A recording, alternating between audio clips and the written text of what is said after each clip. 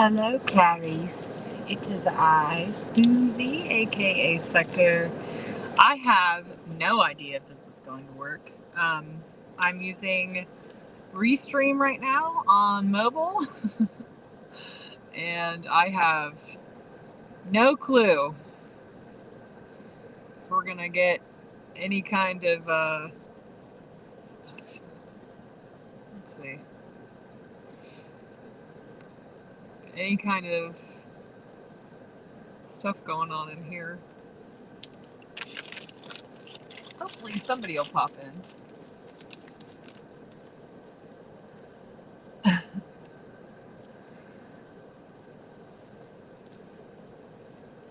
Doesn't look like there's anybody here.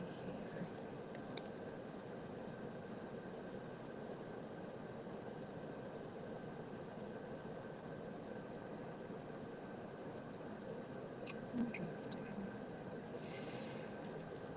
Well, I'm not sure if anybody is out there, but hi everybody! Hooray! There is some people. What's up, guys? I just got done doing a set at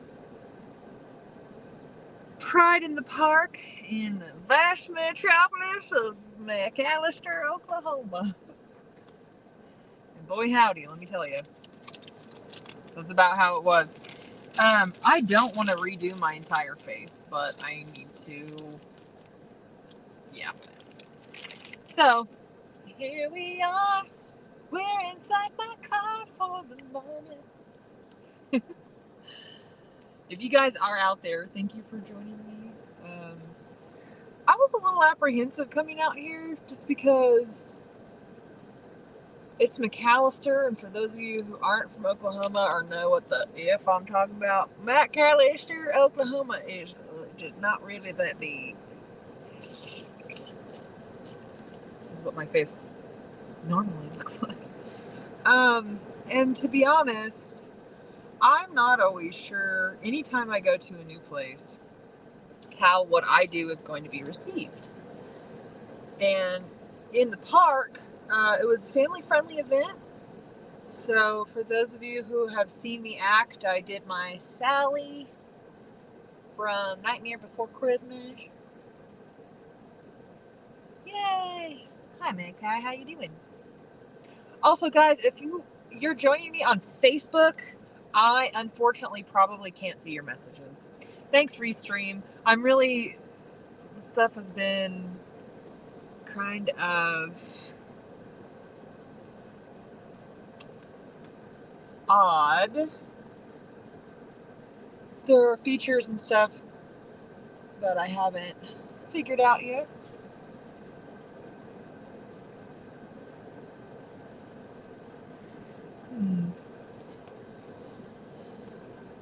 Also, I ain't got my mods with me.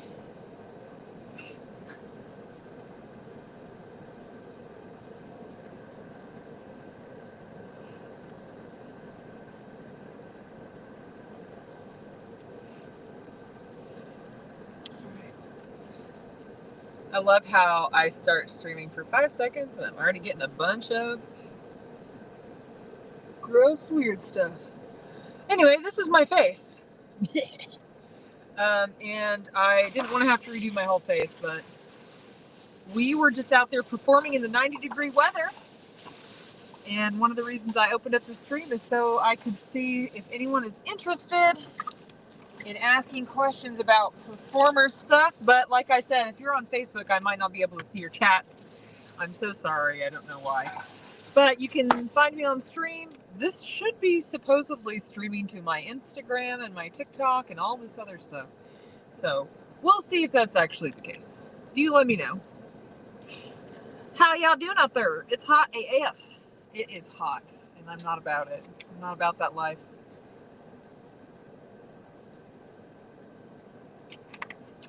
Electrolytes. Product placement.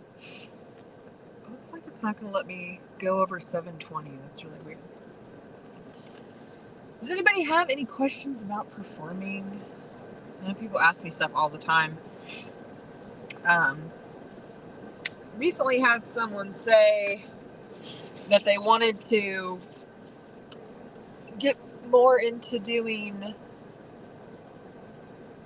like the gothic industrial kind of drip, but honestly they were like, but I don't know how it would look on me, or I don't know if I could pull it off. And I was like, you can literally do whatever you want. You can do whatever you want. You're allowed. Oh my. What is it with YouTube and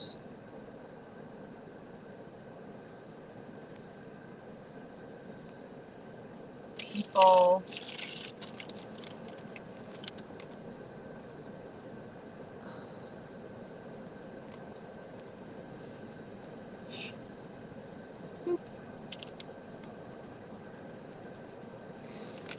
getting a lot of spam from YouTube all of a sudden?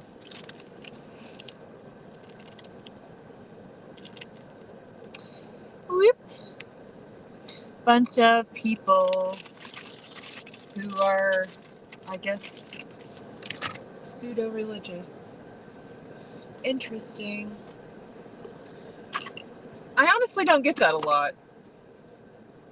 I haven't had a whole lot of problems lately with people being gross and mean, but it do be happening.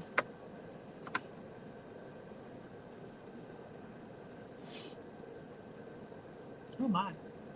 Good way to search for gigs. Well, most of the time when I get booked, it's word of mouth, but also when I first started, I was invited to a bunch of open mic nights.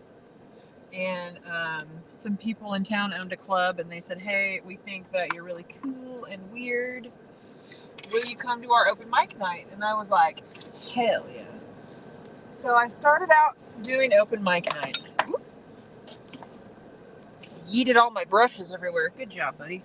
My brushes have been kind of an issue for me the last couple of days. And that's where I very first started.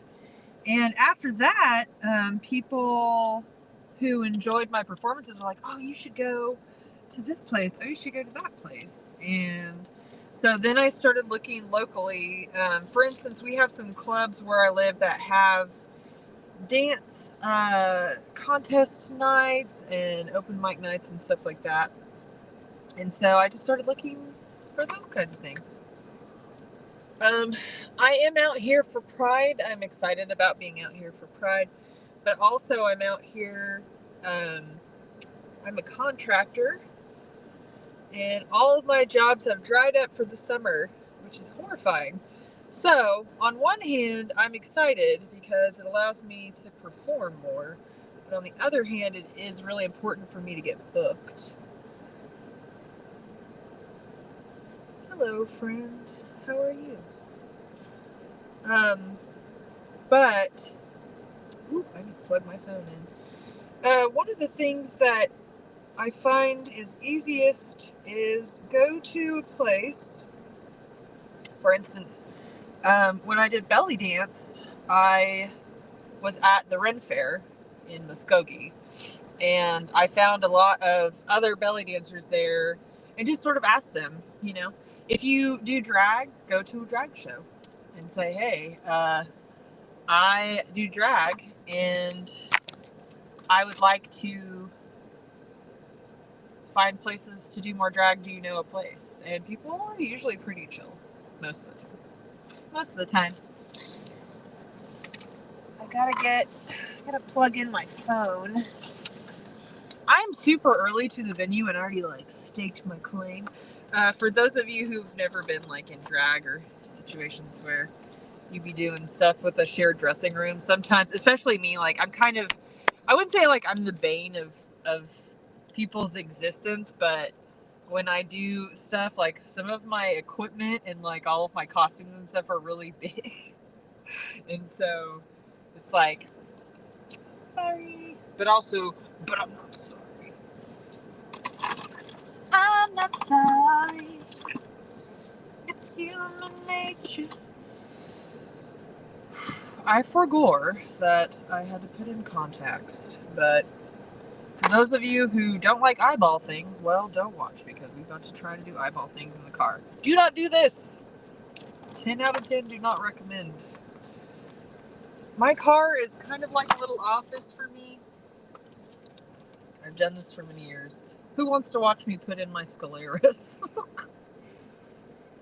Be like, it's really early to do it, but I'm afraid that if I don't do it first, when I try to do my makeup, I'm gonna be in trouble. Let's see how well this happens. I did just clean them off. Mirror. Alright, you guys can watch me do this. Oh, oh no! It's already begun!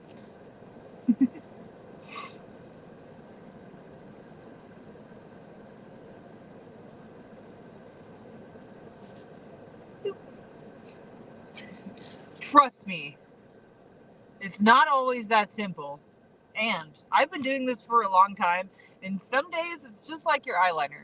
It's great and it happens and you're fine, and other days it's not fine. What's up, Joe? How you doing? How you doing?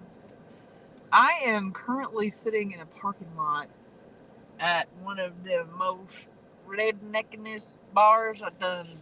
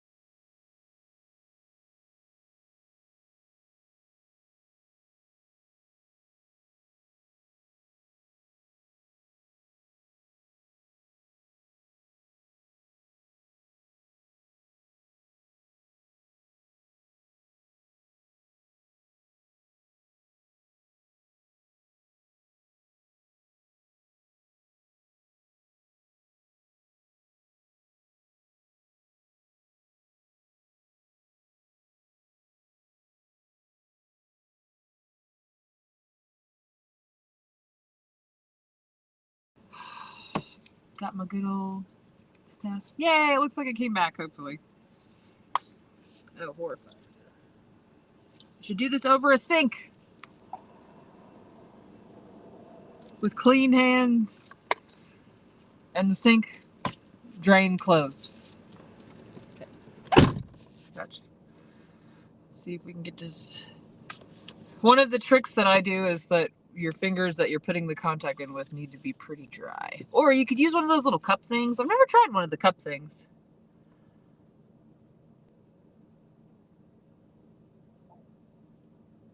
Please stay in my eye. I did it. Yay. Yay. Demon eyeballs. You suck so very much. But you look cool. So why will you get away? Demon eyes. Oh man. Okay, well, here we go. Got it. That's what it looks like when you put the flares in. Alright. What time is it? 6:15 Central Standard Time. Let's see how fast I can get this going. Can you guys see me again? Ha! I put a little ghost in the chair. Put a little ghost for you. Oh no. Maybe not. Maybe not.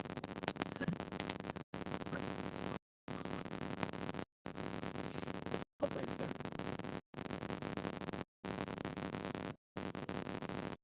Okay, guys, here's what's up. We're gonna very quickly go through this and see how long it takes us. Also, but put that energy drink. Hey, I have water in here. There's water. I have water. It's ice in it. I've been drinking water and electrolytes. Oh, yeah, I have full bars, but I am out here in the nothing. Ain't nothing out here, y'all. Y'all, I'm at this place called Midnight Riders. We gonna have us a good old drag show out here by the train tracks over by BJ's Bait Shop and Polar Bear Liquor. I'm dead serious. If you go through the middle of McAllister, it looks like a ass town.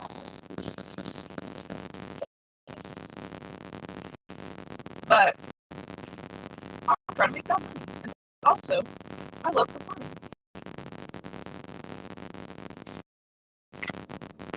Oh boy. I had a really great time last night. For Ghoul Friends, I wasn't performing, but my friends were, and it was a stellar cast. Thank you to everyone that showed up. You guys are immaculate. I love y'all. Get some of this bass out of here. Scraping the bottom of the barrel. I've been performing a lot this year, kind of, so I actually run out of foundation faster than I normally do. I didn't wear a whole lot of makeup today because my first show was at a place called Rotary Park. It was 90 degrees. It was in a community rec center amphitheater where the only reason we had even a little floor air conditioner was because the host who organized brought us one. Thank you. And to all the volunteers that came out. It was really nice. We had an Episcopalian church out there that was doing volunteering. It was really nice. Normally I would do this in the light, but I'm about to be in the bar, and also it's a smoking bar, unfortunately. So there's not really anybody in there as much right now. It is a Saturday night, so we're going to see how that ends up going, but I wish I had something cool to play with you guys. I know most people showed up on the stream and they're like, oh, what the fuck? She's just talking gross. So, but this is where we at sometimes. It wasn't too bad in the bar, but it was very dark, and they haven't turned on the lights back in the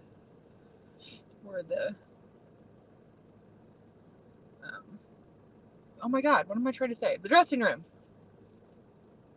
doesn't have the lights on yet, so I just dumped my stuff and ran away. Does anybody else have open questions about performing? I always recommend that if you're trying to get started, go to an open mic night somewhere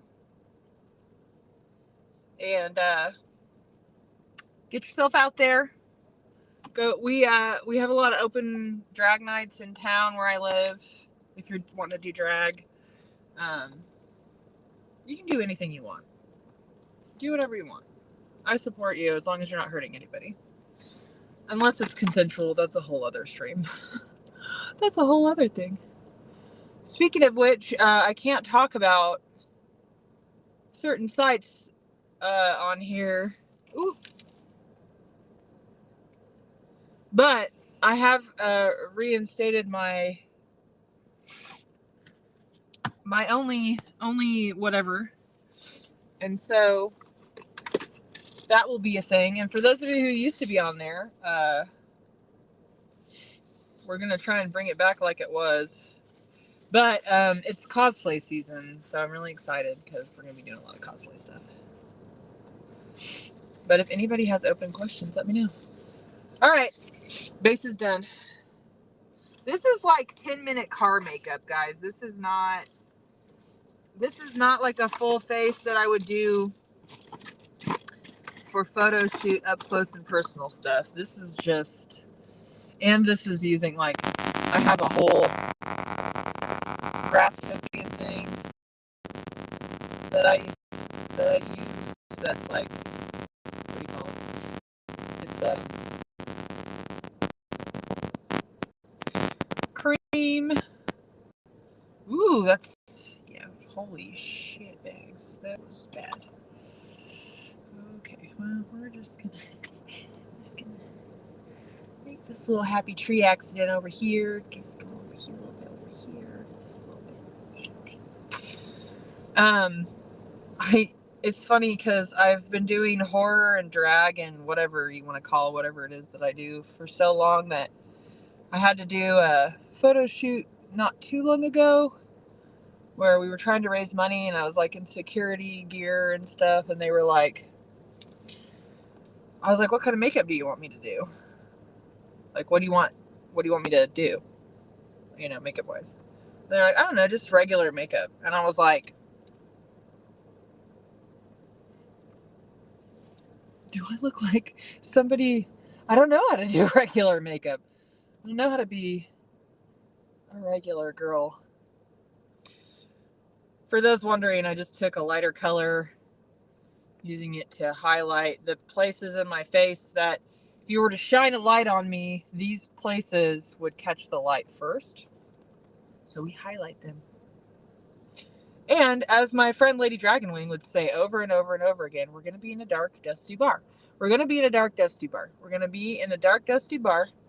And so it don't matter. In fact, I just realized I didn't even put on primer. Does that matter? It don't matter. We out here in McAllister, Oklahoma, at Midnight Riders for the festivities of the drag show. If you're joining me now on Facebook, I probably can't see you. Oh, we have a question. What is the best stage makeup in your opinion? I think, oh Jesus, sorry about that, everybody. I think that it depends on what you're doing. And for drag, people have a lot of different, recommendations. And there are different recommendations I would make for drag versus cosplay. But I can tell you right now, I remember one time I asked this musician who did immaculate makeup, I was like, how do you do that makeup so well? And what eyebrow stuff do you use? Now they have their own cosmetic line now, but back in the day when they did not, they were like, you can get really good results with drugstore makeup. In the world of makeup, more expensive isn't necessarily better, but certain products definitely can change how things come out. And so, like, I shop at Ulta now. I didn't used to back in the day. When I was younger, I actually had a really bad experience there once, but I waited and I've gone back. They have some pretty good stuff. Get my little mirror out. Some stuff I use is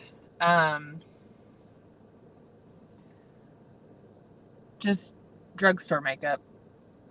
It's not any spit, I use e.l.f. sometimes. And it works just fine. One thing you got to be cognizant of is, do you have any allergies, Eyebrows are the hardest for me.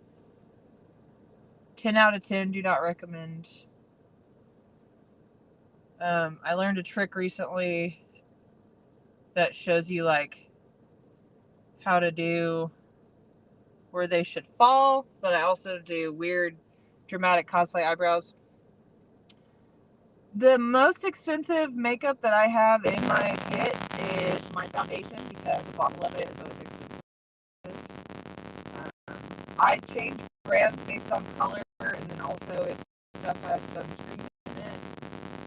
I always try to do sunscreen.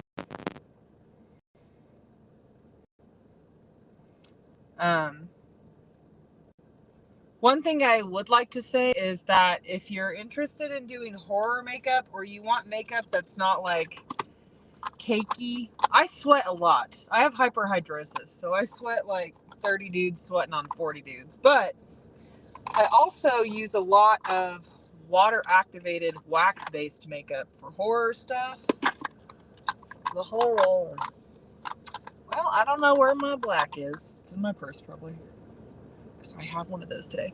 This is Wolf. I can get it locally, so it's what I get because I can get it locally. A disc of this will last forever, but it is basically body paint or face paint. It is wax, and you use water to activate it and then paint it on. It comes off very easily. It doesn't stain. But if, for instance, so like today I did Sally, but I knew it was literally 90 degrees where we were doing drag and whatever else. So I was like, I know I'm not going to do a ton of really intricate makeup. So I just used my water activated wax based paint, and I drew some stitching like I had when I wiped that stuff off earlier. And my eyes are already dry. It came off really easily, and here we are in my car doing my second face of the day. So that tells you anything. I also don't normally use makeup wipes for what it's worth. I usually take my makeup off with coconut oil. It has been the most simple, effective, cost-effective, easy on my skin thing that I've ever used in my life. It's literally the best thing I've ever used, and I'm really mad at my sister if she's on here. Stephanie, if you're on here, I'm grumpy at you because you didn't tell me about it for a really long time, and that's dumb. No, it's okay. I just started doing it last year, and and I'll never go back. Like, using coconut oil has been the easiest, cheapest, best thing that I've ever done. So I don't anticipate that will change. But I also today I just happened to have makeup wipes with me in the car, and there was a queen at the park who had coconut oil like in a little box, and it was totally melted by the time we were done. It looked really gross. Oh, why are it's probably because the air conditioner's going through my eyes. These delays, I still haven't gotten used to them yet. You guys, I'm using Restream right now, and I've never used it mobile. So like I said, if you're joining me on Facebook and you're messaging me in the chat, I probably can't see it, and I'm really sorry. I just looked, and it showed that Restream doesn't support personal Facebook picture or chat, I guess. Anyway, I had a great time at the show in the park. It was really fun. There were lots of families. Everybody was having a great time.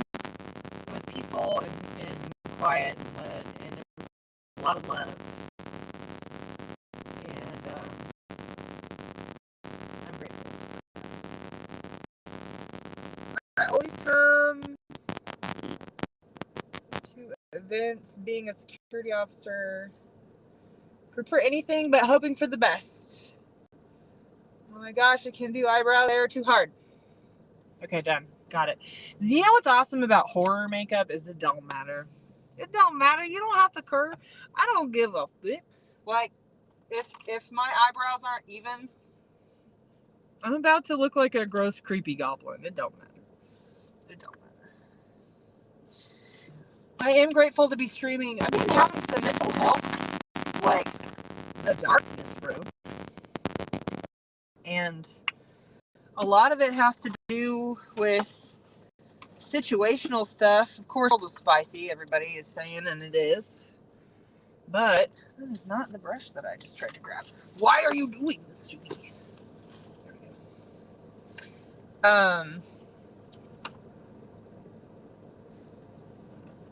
Thank you. I dumped my brushes earlier. I need to wash all of them after this. Oh, you're not the right one either. What is happening? Where's my brush gone? The one I just tried to grab. Where are you? There. Also, brushes. So, makeup brushes, right? Very expensive half the time. Often expensive. You can also buy paintbrushes, and I do that all the time. I will use regular paintbrushes.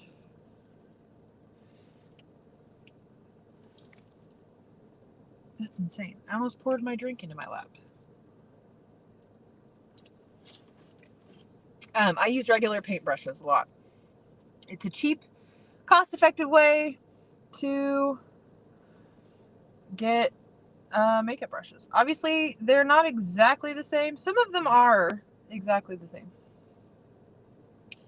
Some of them are exactly what you think they'd be.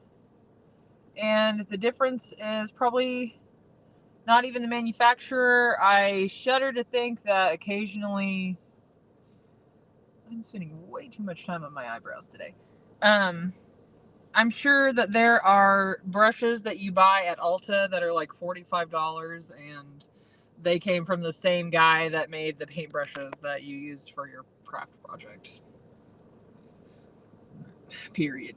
I'm pretty sure that's a thing. It'd be happening. But I am a little bit depressed right now, guys, because I usually am at the Starlight on Saturdays for what I call family dance night, where we all can... That's where my fam is, bro. Oh, my eyes are so dry. So I have contact lens fluid eye drops. They make them specifically for contact lenses. I'm really praying to the dark gods that I don't have to take these things out before. Yep, that looks terrible. Okay, so what we're gonna do is I'm gonna fix this line on my eyebrows with a little bit of base and then be done with it, because I will neurotically F with these eyebrows forever. But yeah, drugstore makeup is in a sense you get what you pay for, but also when you invest, sometimes you can shortcut. For instance, like I said, I use paintbrushes like from Hobby Lobby. You can buy a set of decent paintbrushes for almost nothing,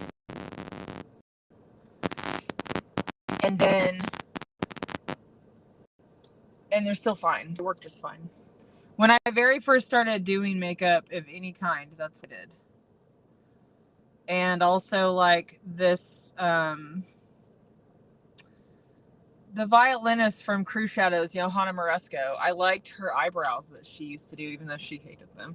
And I was like, I loved your eyebrows. How do you do that? And she's like, you know, you can just get this Maybelline pencil from the drugstore. And I did, because I was really thinking it was going to be this whole big thing. And like, it worked fine for me.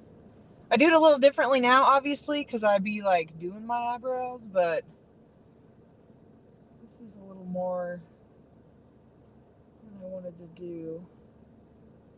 But we're all here and we're hanging out, so it's... Yeah, these are not good eyebrows, but who cares? I don't care. We're about to be in a dark club. We're going to be in a dark club. Sisters, not twins. Sisters, not twins. Most people's faces are not perfectly symmetrical. They just aren't. And in fact, there's some like weird Guinness record for someone who has like the most symmetrical face. But skin is weird. Faces aren't symmetrical. So don't worry about it. Your eyeliner is never going to be even. It's just not. I am a goth kid, and I will tell you now, your eyeliner will never be even. It just don't. Unless you're using a stencil, I guess. Maybe if you use a stencil, it's different. Hopefully you guys are still there. Is there anybody here? My phone keeps giving me like different kinds of updates, whether or not it's okay, cool. That's done. But yeah, I have been. It's funny because, like I said, I'm multi-streaming, and if you are talking to me on Facebook, it supposedly says I'm streaming on Facebook, Twitch, YouTube, Instagram, and TikTok. Those are the places I'm supposed to be. If anybody can verify any of those other than Twitch and YouTube, which seem to be working fine, I would appreciate it. But if you are talking to me on Facebook, I cannot see your chat, and I'm so sorry. You can always join me on Twitch or YouTube right now if you want to be able to reach me, because stuff be jank. Yeah. I've been performing since I was about 6 years old. I think I probably did when I was maybe 4, but I don't know. I don't know how far back you actually get to count it, you know.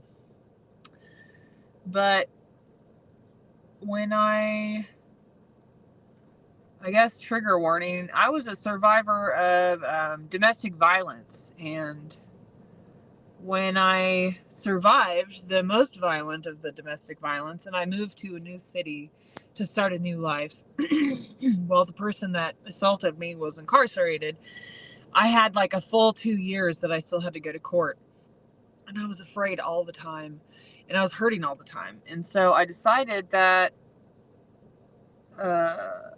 one day I had like this really big PTSD episode. It's hard to do cat eyes when I'm talking. Hold on one second.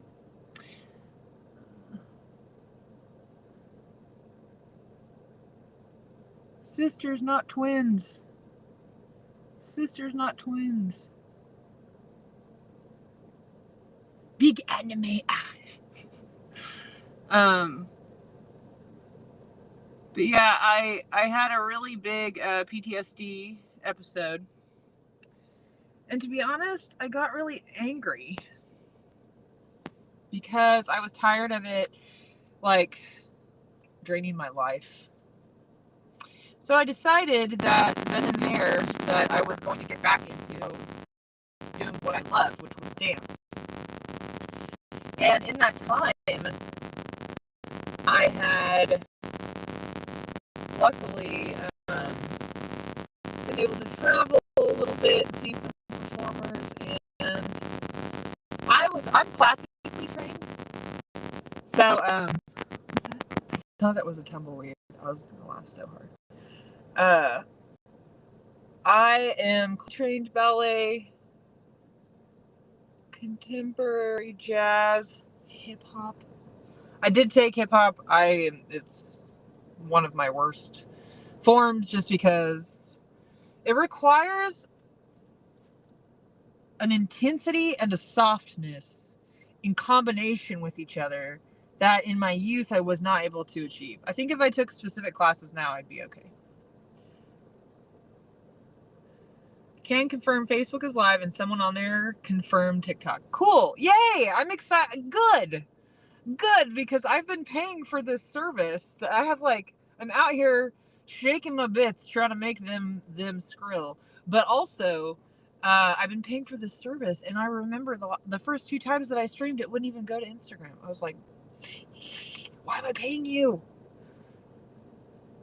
Also, getting to stream through the browser with you guys today has been kind of a nightmare.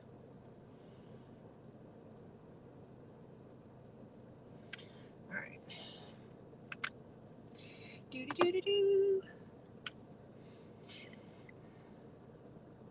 My call time isn't for another like 2 hours or something.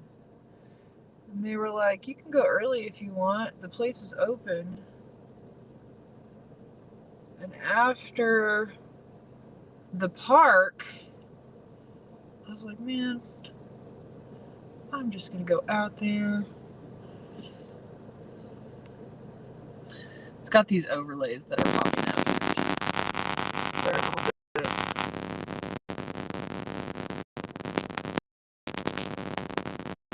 Okay, anyway.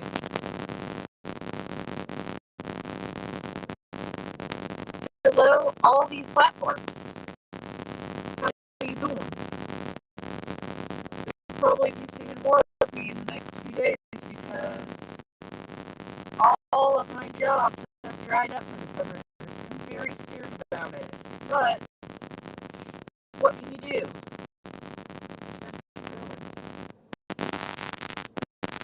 Anyway, Susie Spector came out of surviving domestic violence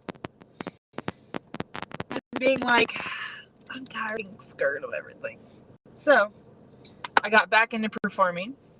And for those of you who were asking earlier, I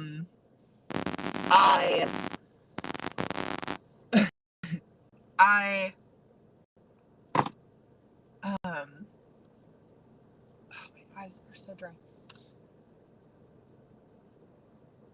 When I very first started, I was like, I want to get into belly dance because I was like, belly dance is cool. I want to be cool.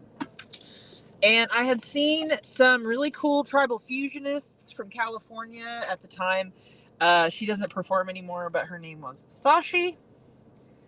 And I saw her wearing blue leather with like cyber dreads and came out dancing full on tribal fusion to like Velvet Acid Christ. And I was like, this is the best day of my life. I swear the temperature in the room just changed when she came in. And it was haunting and alluring and perfect and wonderful. And I was like, I want to be that when I grow up. Also, to be honest, I tell people a lot that one of the most foremost experiences in my mind, where people were like, what inspires you to create or whatever. When I was 14 years old, there was an after hours club in my hometown, and called the Rec Room. And we used to go there every Thursday and Sunday for goth night. DJ Bone. I don't even remember if it was called anything. I just know that it was goth night, and also like there's a neon red lips above the DJ booth. Joe, thank you so much. I really appreciate you. I'm very mad at them. I pay them like $50 a month and I can't afford it right now. And I'm like, why am I paying you for 5 channels if it's not going to show up? So I'm going to send them angry Karen email or something. Where's my $50 worth of 5 channels? But I remember one night,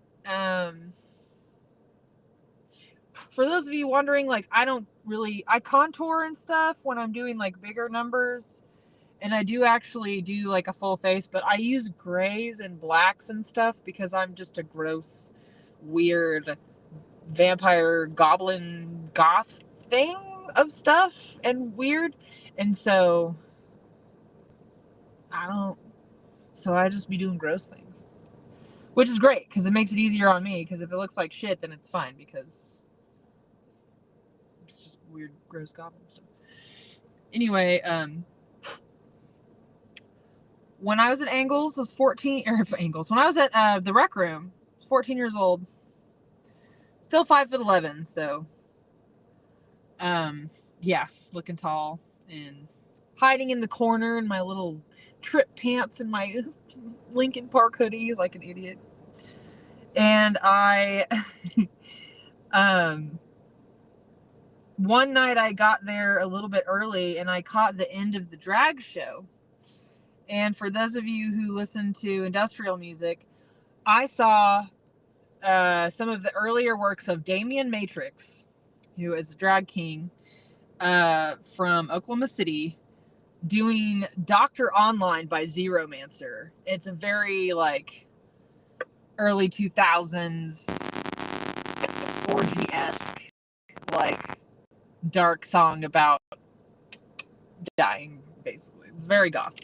And he had like this giant horror hawk, and he was like had the whiteout or the Manson contacts, and had these two zombie like stripper nurses kind of backup dancing for him. And I was like, I don't know what this is, but I want to be that when I grow up. I was like, this is amazing. And I just thought it was the coolest thing I had ever seen. And so later in life, when I was all grown up and I can do whatever I want, I realized that I was like, yeah, I want to like, I love belly dance, and I loved being in a folkloric troupe. I did join a folkloric troupe, and I was like, you know, doing the Ren Fair and whatever. What's up, Teddy? How you doing? You still at work? Oh, yeah, work. I love that song too, and like, there's two versions of it. And like, I like the longer album version, the like radio whatever version. But anyway, I'm just using gray and black. Kind of smoke my eyes out a little bit. Make myself look all bad. Black and grays are hard sometimes because if you mess up, that's it. I also, this is a look that I can do in about 10 minutes on the fly if need. I know that there's some people who may or may not even be in the chat right now who give me crap because they're like, if I ever want to be anywhere on time, then I'm not going to invite Susie to show up on time. And I'm like, listen here, guys. This is about the zen of doing this and enjoying the moment. So I like having no timeline. Anyway, saw Damien Matrix. I was, I had the Vapas. I was like, oh, this is the coolest thing I've ever seen. And so that inspired me a lot, especially when I was younger. I was like, this is cool. I want to do spooky horror gothic belly dance. And for a long time when I first started, that's what I did. And when I very first started doing spooky horror gothic belly dance stuff, I was able, my friends had a fetish ball thing that they did at the biggest gay club in town. And they were like, come do your weird ass shit over here. And I was like, all right. And it was really exciting because even though it was belly dance, I was like, oh man, this is like gay bar drag show people. Like, I gotta fucking figure out how to. I was trying to people please in a sense, but to be honest, like, I still wanted to do whatever I wanted, but I also wanted the people there to like enjoy it. So it was a good challenge. It's like I'm writing for this metal band right now. Like, I write lyrics for this metal band, and this is not needed, but we're just gonna let it go, guys. Happy little tree accidents over here. Got them. Nailed it. Um,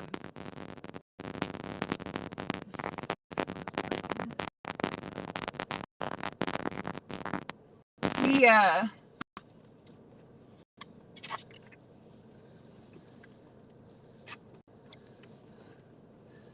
sorry, other people. They were at the park earlier. One of the first belly dances I ever did at the drag bar that was like, I was like, I gotta like do something that I gotta do stuff for the kids. I did.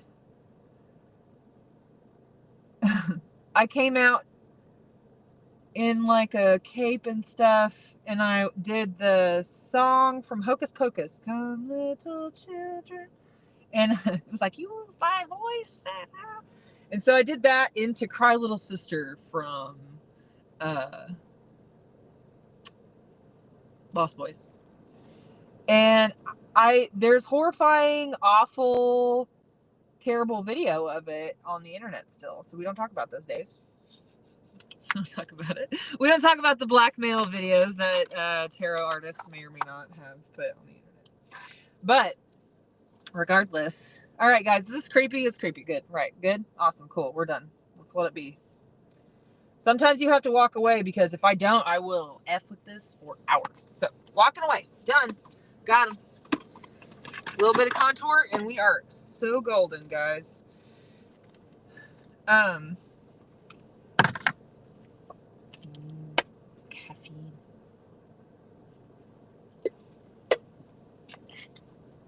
So I was doing belly dance and doing weird creepy stuff because I really wanted to. And then also I expanded out into doing some like a little bit of a like I used Katy Perry back in the day, which I regret now. She was very mean to my trans nephew and she could eat my entire dick about it. I interviewed him and he talked about it on the interview, but I ended up taking it down because back then I didn't want people to be a dick to him about talking shit about Katy Perry. But I guess we all figured out that she's kind of being stupid. Anyway, I did stuff that I thought would be good crowd pleasers, but that I also enjoyed. And then, of course, back then, too, before it was a problem, I used Manson and stuff. And it sucks when artists we like fuck us over with their stupidity and being a gross human being. But Manson was a good, Manson and Orgy and stuff from movies that people like was a good crossover because then they still enjoyed it and I could still do creepy weird shit and it wasn't that bad. But yeah, so I don't, like I said, I'm not a person that like in my regular life that I contour, but when I do these shows, I put a little bit of grays and black and stuff because it adds to the gauntness and the just you guys, I had like the best band practice the other day and I'm so very excited about it. I still am really apprehensive because I'm writing stuff for music that somebody's already written, and so it's not necessarily like the perfect range for me, but it's been a really exciting exercise, and that's kind of what I was trying to say before I started the long stupid rant. By the way, once again, if you're joining me from Facebook, I see your chats. I'm so sorry. Head over to YouTube or Twitch, and I should be able to see them. I will be able to see them once this is over and it posts to my Facebook. But working on dances and projects and stuff for myself the way that I wanted to,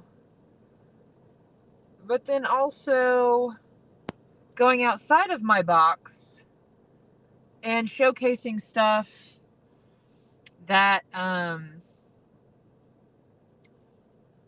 people would also like was a really cool challenge. It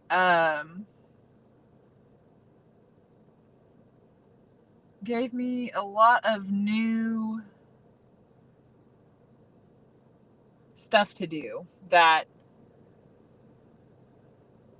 some of which I've never stopped doing.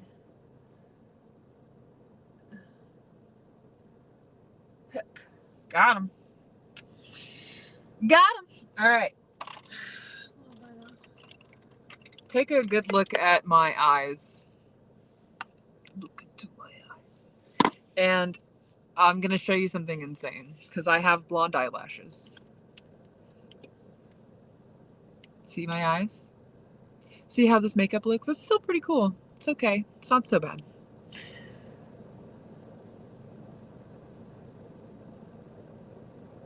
Oh boy. this is dry. I've got another one. Can you see the difference? It's insane how much of a difference this makes. But anyway,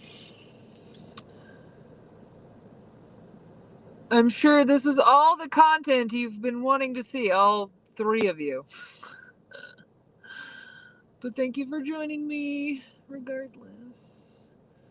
I should probably hop over to like a specific platform for a little while and just vibe out there. So yeah, got them. I think I want to do a little more on my cheeks, and that's it. So we got 3 songs tonight. I was supposed to have 2 songs at the park, but of course my music wouldn't work because haunted. And then check this shit out. Not only that, but then I was like, I have a dongle, and they were like, cool, bring your dongle. So I got the dongle out, plugged it directly into the deck, DJ deck, with an aux cable, still nothing. And then it would play outside. The file I sent didn't work, even though it's the same format as everything else, and it worked yesterday, supposedly. The dongle didn't work, and then they just had to hold a microphone in front of my phone. That's literally how I got to perform today. What's up, friend? He says, wow, YouTube works way better. Yeah, I don't know, Restream is kind of irritating me because I pay for a service so I can use multiple platforms, but I don't know what the heck's going on. I can't. When you have neurosis and OCD, there are things that literally bother you. Like, it's kind of like texture aversion. Like my eyebrows, that the way they look right now, are actually bothering me. But I'm not gonna fuck with them anymore because we're done fucking with eyebrows. I got my weird forehead contour. I might add just a tiny bit more. Like earlier when I put the light stuff, where the light, if it was shining on my face, the places that would hit first, you put lighter color. And then other places on your body where you want it to look more concave, you put a darker color.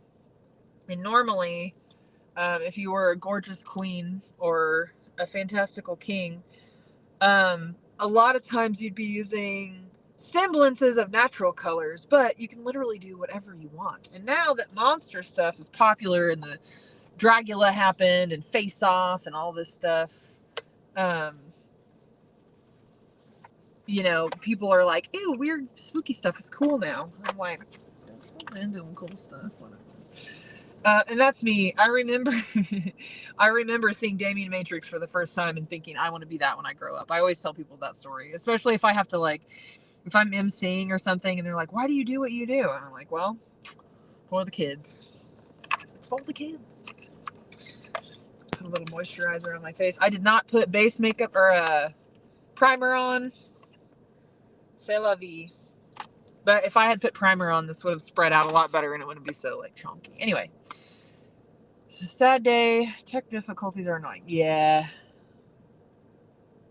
Put a little bit of moisturizer on for a minute because my lips is about to be dry as fuck.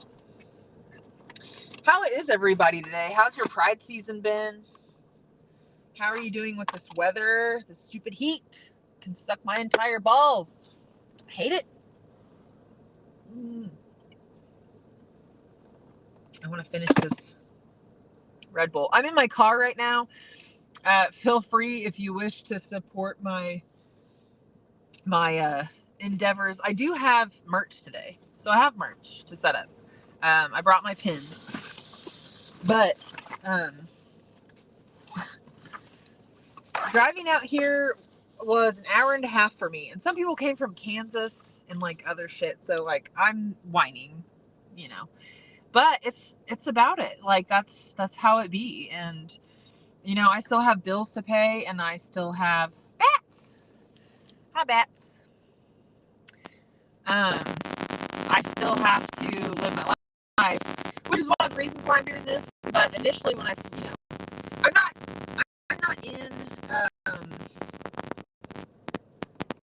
not in performance art to make money. If I was, I obviously failed. But for some people, this is their only source of income. This is their livelihood. And it's important that you support your local performers, because I remember the other day, a girl was like asking me, you know, she's like, do you get paid to do this? I was like, yeah, I get paid to do this. And it always depends, you know, stuff is negotiable, but she's like, she said she had never been to a show of any kind. And she was like, oh man, it's so easy. You just wear makeup and move around and you get money. And I was like, I mean, no. Like, a very classic drag queens, just the amount of time it takes to rhinestone things. Girl. Doing wigs. Girl. That is not a sit down and, I mean, you can pay people to do stuff, but that's why that shit's expensive, because it can take, you know, 40 hours to make a gown base. And so, no, you don't just put on makeup and move around. but I'm glad that came up in conversation, so I could be like, I don't think so. And we don't fucking make the kind of money that performers make most of the time in certain places. Oklahoma is notorious for being bad. Like, people will be like, how much, or they'll be like, we'll give you a table and you can make tips. Okay, so, you know, depending on the situation, I'll take a tip show. I will. But some people's performances, depending on who they are or what they've done, you're paying, you know, $100 a set. And that's not me necessarily, but like, some people, KMFDM, the band, when I, like 15 years ago, wouldn't even show up for less than $10,000. And yeah, they're KMFDM, but like, that's just to get them there. That doesn't even equate for everything else that you got to do. So it's all relative. I think a lot of people that don't understand entertainment or don't understand what it takes to be an entertainer think that, you know, they're always going to feel we're too expensive. And every entertainer, every artist I know is constantly afraid of scaring people away by asking to be paid a living wage. And I am too, all the time. I'm like, they're like, people are like, how much do you charge? I'm like, oh, that's a loaded question. But a standard fee, and asking for a standard fee, especially in like in Tulsa, you know, we expect to be paid. And when arrangements are arrangements, but when everybody around you starts expecting to get paid,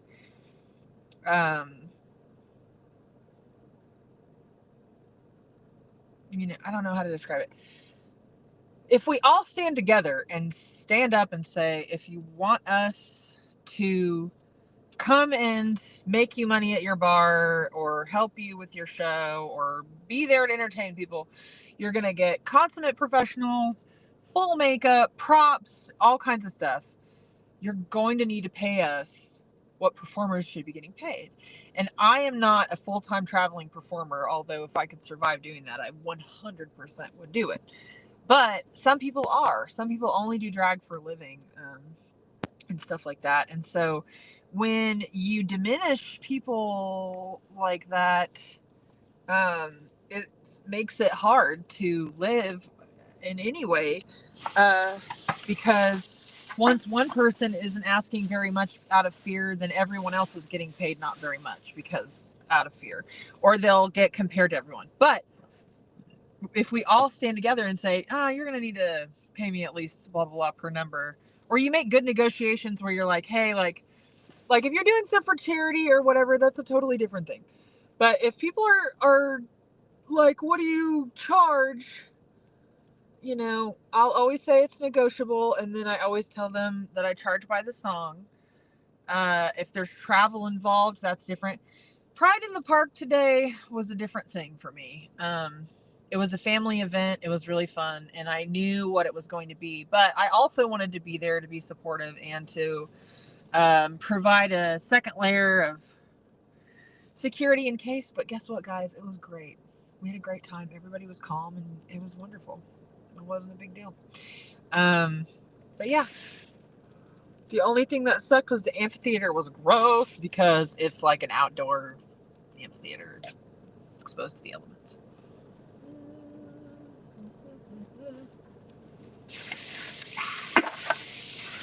But yeah, I had really bad PTSD. And then I was like, F this, I want to live my life. So Susie Spector happened. And then, yeah, exposure bucks, F that. And for people like you, too, like, what, people are like, oh, you just come hang out, bro. It's not hard what you do, right? It's dangerous. It's just, but yeah, it's,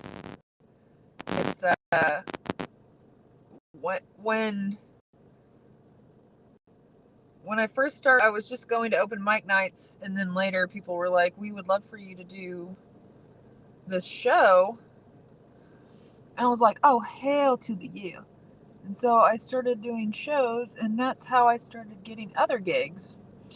But I realized one day I can do whatever I want, because I was mostly doing belly dance. And I love belly dance, don't get me wrong. I love it. But I can do whatever I want. So I was like, shit, I'm going to do whatever I want. And then I did. And my genre and like vibe of what I do isn't always everyone's cup of tea.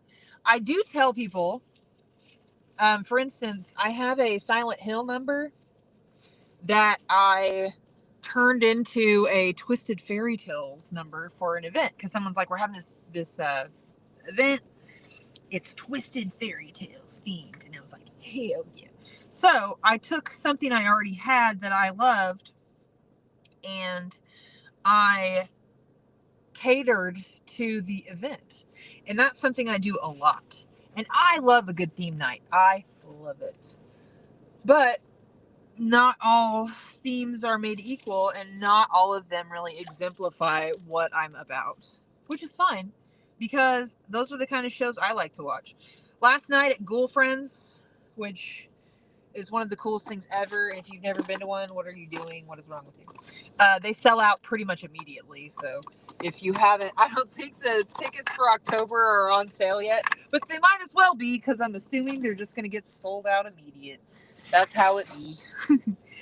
But yeah, Ghoul Friends has a theme every time, and it's always been super fun. Last night's theme was Slumber Party. Very fun and interesting. We had a hormone demon and sleep paralysis demons in the house. It was really fun. I did not perform. We had a POC cast for Juneteenth, motherfucker. And so that was really cool. Some of the best performers that I've ever seen. They did so good last night. It was amazing. All of my energy drink cans. What the F just happened to my mirror? I literally just had it in my hand. You guys, the ADHD is strong today. I am so burned also. What in the F? What in the F, you guys? Have you ever seen those? Here it is. Have you ever seen those videos where there's like the David Blaine spoof where he's like, stop putting Jesus in us, David Blaine. It's like, what the F? What in the F? This is bothering me.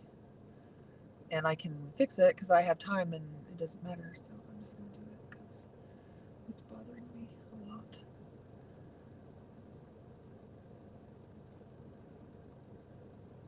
Fuck. But yeah, I found performances through doing performances. And I used to go to,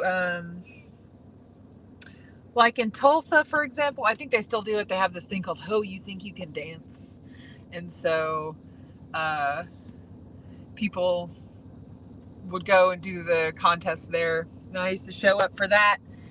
And through that, just being there, people saw me perform and they're like, hey, we're doing this thing. Will you come to this thing? I was like, hell to the yeah. I was like, hell to the no. I need to learn that song. Does anybody here watch Glee? Or have you watched Glee? There's a song called Hell to the No that's just constantly in my head. And, dang it, I'm going to forget her name now that I tried to say it. Anyway, look up Hell to the No. It's a great song. It's very catchy. It's very fun. But that is how I got gigs in the beginning. Does anybody else have any performer questions? I know we got some really cool people in here that be doing stuff, that be fabricating and spinning fire and all that. Tell me about the fucking golf shoes. I'm gonna put a little white. Because I really want to be done with this. I was like, hell to the no. And then I gotta do my lip. Try to take away my free. But I got so much on my sleeve. I was like, hell to the no. I'm adding Sideshow and a bunch of other stuff like that to my repertoire. And it's been really fun. I absolutely 100% did not realize how much I was going to enjoy doing Sideshow the way that I've done it, because, man, I have some friends. I have these friends, including some friends of mine that own a bar, not the golf shoes, that are just hardcore, man. Like, I 100% know that if I was getting messed up somehow in their space and I needed backup, that they would pick up a chair and punk rock go at it. Like, I know that those people would be about it. And I have done mental flossing or shown pictures of it to them and watched them like scream, and it is the best. They're like, huh? I'm like, what? It's just a little snot. It's just a little balloon. They're like, huh? Get away. It's so good. Oh my god, I have to stop messing with my eyebrows. You see what I'm saying? Dude, you guys, listen. This is a slippery slope. It's a slippery slope. Okay. We're gonna fix this top part. Leave it alone, leave it alone, leave it alone. It doesn't matter, we're gonna be in a dark bar full of people who are drunk. They don't care. I love performing. It's my favorite. It is the only thing that has kept me alive all this time. TBH. I have all kinds of mental health struggles and genetic struggles and life struggles. And in those struggles, I have had dance. And if I hadn't had dance, you'd be in a bad time. Sean says, I once did a show where our speaker went out and I got all the kids to start singing. I don't talk about Cruise Shadows a whole lot, but there is a video where I don't know where they were. I know that the police there, the thing said Polizei on there. I know it was Europe, and there's my black. Ta-da. But they... Oh, what's up, Fran? Cut it out or you'll be Susie Nobrow. Listen, that's probably a vibe. I just... Not for me, because I need to express my eyebrows. Anyway, there's a clip on the Cruise Shadows, like, DVD where Rogue, like, the Polizei was like, you have to be done at a certain time. England was like that too. Like 11 o'clock, they were like, shut it down, get out of here, it's too loud. I was like, damn, bro, y'all fucking what? And, but yeah, they were pretty heinous about it. And what is up with all this crap everywhere? My ADHD is so bad. But Rogue just kept singing, and the whole crowd was singing with him. So it didn't really matter that they turned off the electricity so that he could not sing. I know Sean's like, do your lips. I got the important. So also part of my freaking collar broke, you guys. I was gonna wear this tonight. I guess I still can, but I'm sad about it. I got my lipstick out of there. Also got my...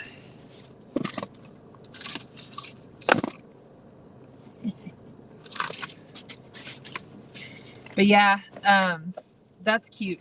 That I almost did that today when my music went out, and I was like, I can't remember all the words, I don't think. And then I didn't want to try and sing and also do like hardcore like pirouettes and stuff. It was hot AF. We were in the sun, y'all. We were all up in the sun, and there was like not really a good breeze. All right, let's talk about lips for a second. Not that anybody gives a flip. But if you're a painter or a carpenter, or you work on cars, or you're an electrician or a plumber or whatever, there are certain things you do, for instance, where you're like, oh, like plumbing. Did you guys know that sometimes when you're trying to tack weld plumbing, like water and condensation and stuff gets in the way? So you can take a piece of bread and use it when you're tack welding plumbing together, so that, like, because the bread like disintegrates and it goes in the pipe and it's fine.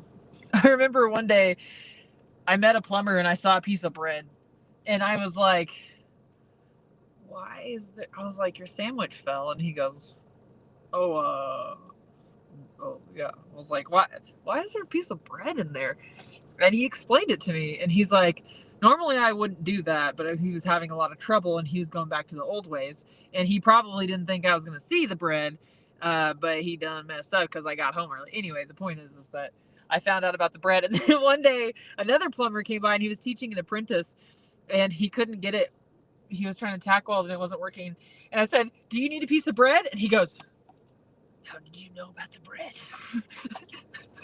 But makeup is about line drawing, and good drag and good makeup is about creating depth perception. And so with lips, if you're doing black, which I don't necessarily like doing, but it's definitely a look, and it's the base of what I'm doing tonight. When you make your lips darker, they will look smaller. It just be how that is. So I'm going to slightly overdraw my lips.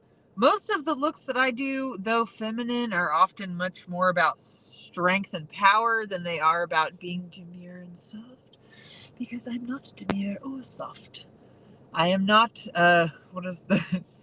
very demure. No, that's not me.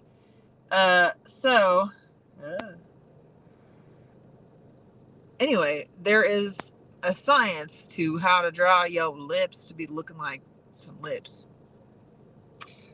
And I be doing that.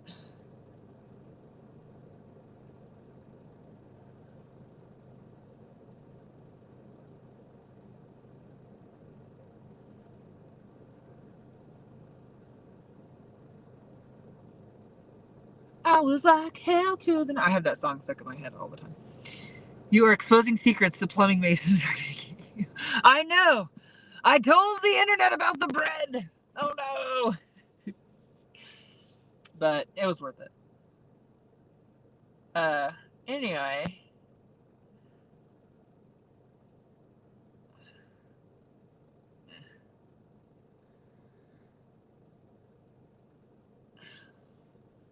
I hate doing lipstick, to be honest. I much prefer makeup where my eyes are dripping black and everything is gross and creepy. And that will be my second number tonight.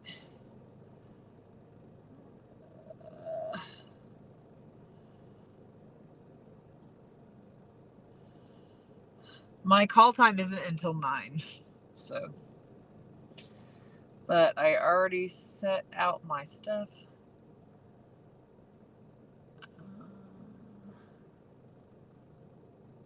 And I honestly, I wouldn't normally,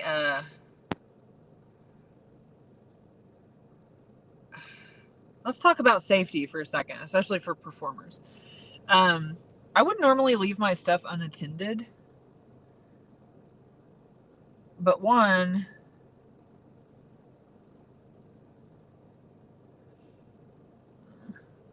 other than my merch pins, everything of like extreme value that I have is right here next to me. I'm not going to leave anything that's of extreme value. My costumes are in there. And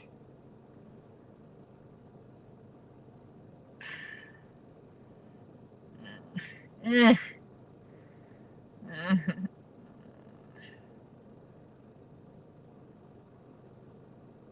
my god, I suck at this.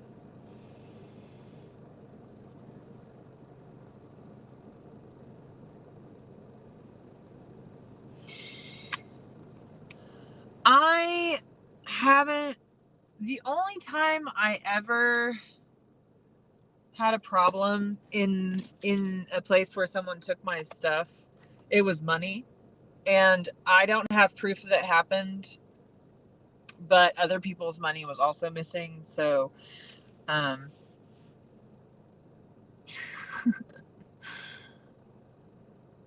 someone asked if I was a Satanist.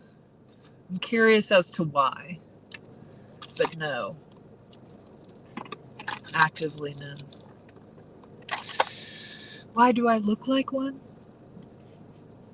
Does this remind you of Satan? What is up with YouTube, Greg? YouTube is crazy, apparently. Not that there's anything wrong with Satanists. I don't have a problem with them. But yeah, I honestly don't ever leave things of value hanging around. I also, especially in a new place, I don't ever leave my drink by itself, ever, for any reason. It doesn't matter your gender or your ethnicity or whatever. It doesn't matter if you think you're in like the most posh, like you could be at some kind of like political function. I don't care. Don't leave your drink unattended unless you are leaving it with people that you feel completely safe. It's just a good force of habit. Also, don't ever accept drinks from a total stranger unless you watch that drink get poured from the bartender and they are handing it directly to you. I have had a good bartender who realized that I was being kind of like bothered by this guy. The guy, I told him that I didn't want to drink, and he continued to ask me if I did. And I was like, no, I don't. I don't want to drink. Thank you. I don't actually drink alcohol, for those of you who are wondering, which is just a personal preference. I don't have anything against it. But anyway, so the guy came up to me later and he's like, hey, I tried to get you a drink, but the bartender said you're allergic to stuff. So he said to tell you to come up to him so that he can figure out what you're going to get and I'll pay for it. And I was like, okay, well, I don't want you to pay for my drink, but whatever. So I go up to the bartender because at this point I was still very mousy and scared and I didn't know what to say. So I walked up to him and I was like, hey, like, I had never met him. He goes, hey, that guy is creepy and weird and I don't like him. And he tried to buy you a drink. So I told him you were allergic so that we could have a conversation. He's like, I don't like him and I don't know what it is about him, but thank you, bartender guy, because that guy could have been a total ass gross creep and you never know. So anytime you're traveling, do not leave your drink unattended. Do not leave anything of value unattended. Unless you are on that stage or your stuff is locked up, don't do it. Don't be doing it. Do not do. I'm curious about the Satanist comment, though. Is that the vibe I give off? I do find Judeo-Christian mythos to be quite fascinating at times. I have a blasphemy number that's super fun. That has laser glows. It goes over really well in the Midwest, let me tell you. It's a good time. But yeah, also, today I was doing like, a pride kind of thing. And I was asking, is there going to be security? It was a really small event. And so it didn't really pop out. There wasn't a whole lot going on. And it wasn't that worrisome.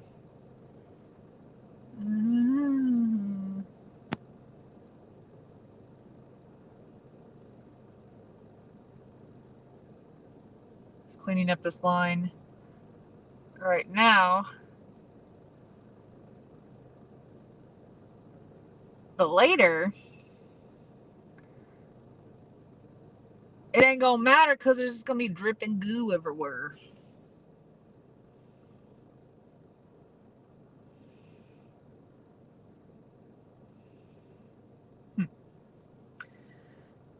I don't like how thin my lips look right now because I think it makes my face look weird, but whatever. Just embrace my inner Lagertha all the time. But yeah, so when you're performing in a new place, make sure you have your shit kind of like packed up to go, just in case you gotta bail. Hella. I was actually talking to somebody about this last night. Ta-da! This is the bass.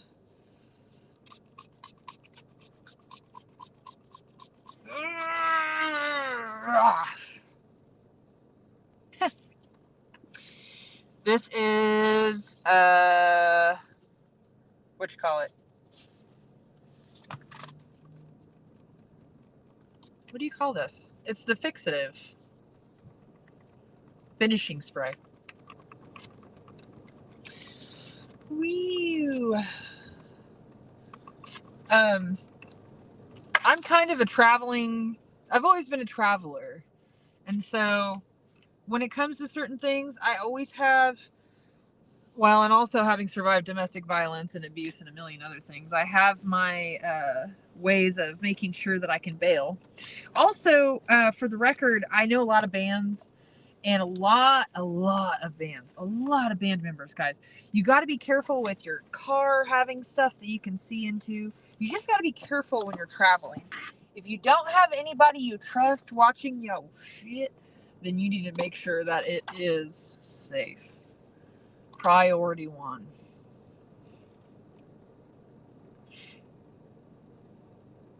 This is going to go on later. The first time I ever saw, oh God, of course I just lost it because I was trying to think of it. It was Jay Gordon of Orgy, and then also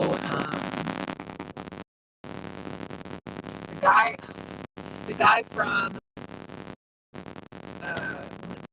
West, is it Borland? He looked so cool and creepy and goth and weird, and I was just like, this boy is amazing. And he used to wear blue lipstick, and I was just obsessed. So that's why I have this. Also, actually, you know what? It'll just be easier if I do this. Hail to the no.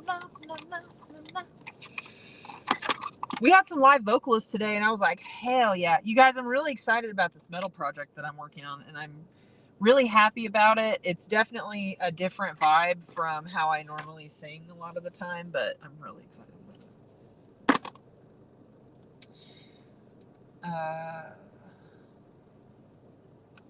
it. This guy, what was I doing just now? Oh. See, my lips is real dark and the rest of it's not real dark. We're going to put a little bit of texture. Some texture in there. Put a little bit of texture.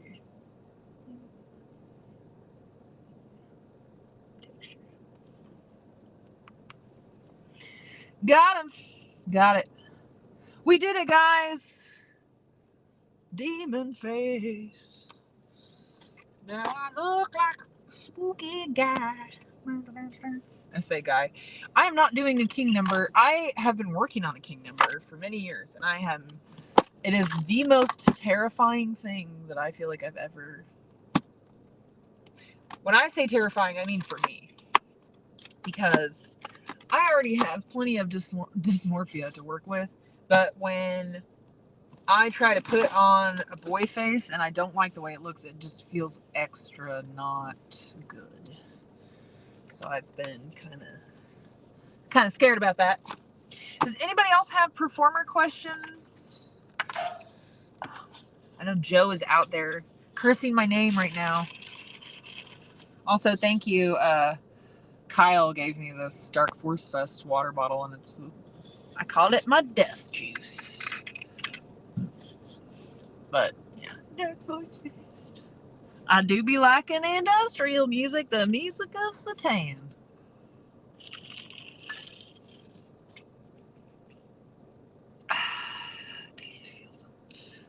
I feel like I've hydrated extensively today. The bathrooms that were at the amphitheater that we were performing at, they didn't have water. And they obviously had been sitting for a long time. And people were still using them, and I was like, don't do it. Don't do it. I couldn't do it. I just walked into, there was a recreational center attached to the amphitheater, and I just walked in there. I was like, I'm just walking in. They did have signs. They had locked up some of the bathrooms, so they weren't open to the public, but Josh said, where's the banjo? I know, right? To be honest, it's never happened to me. I do security. And for those of you who know the story, there was a man who, I say he was a man, he was 26 years old, very mentally ill, disturbed person, lived in his mother's basement, had no job, needs medication, definitely therapy, probably is gay. That's usually how it works. But he decided he didn't like this event that was going on.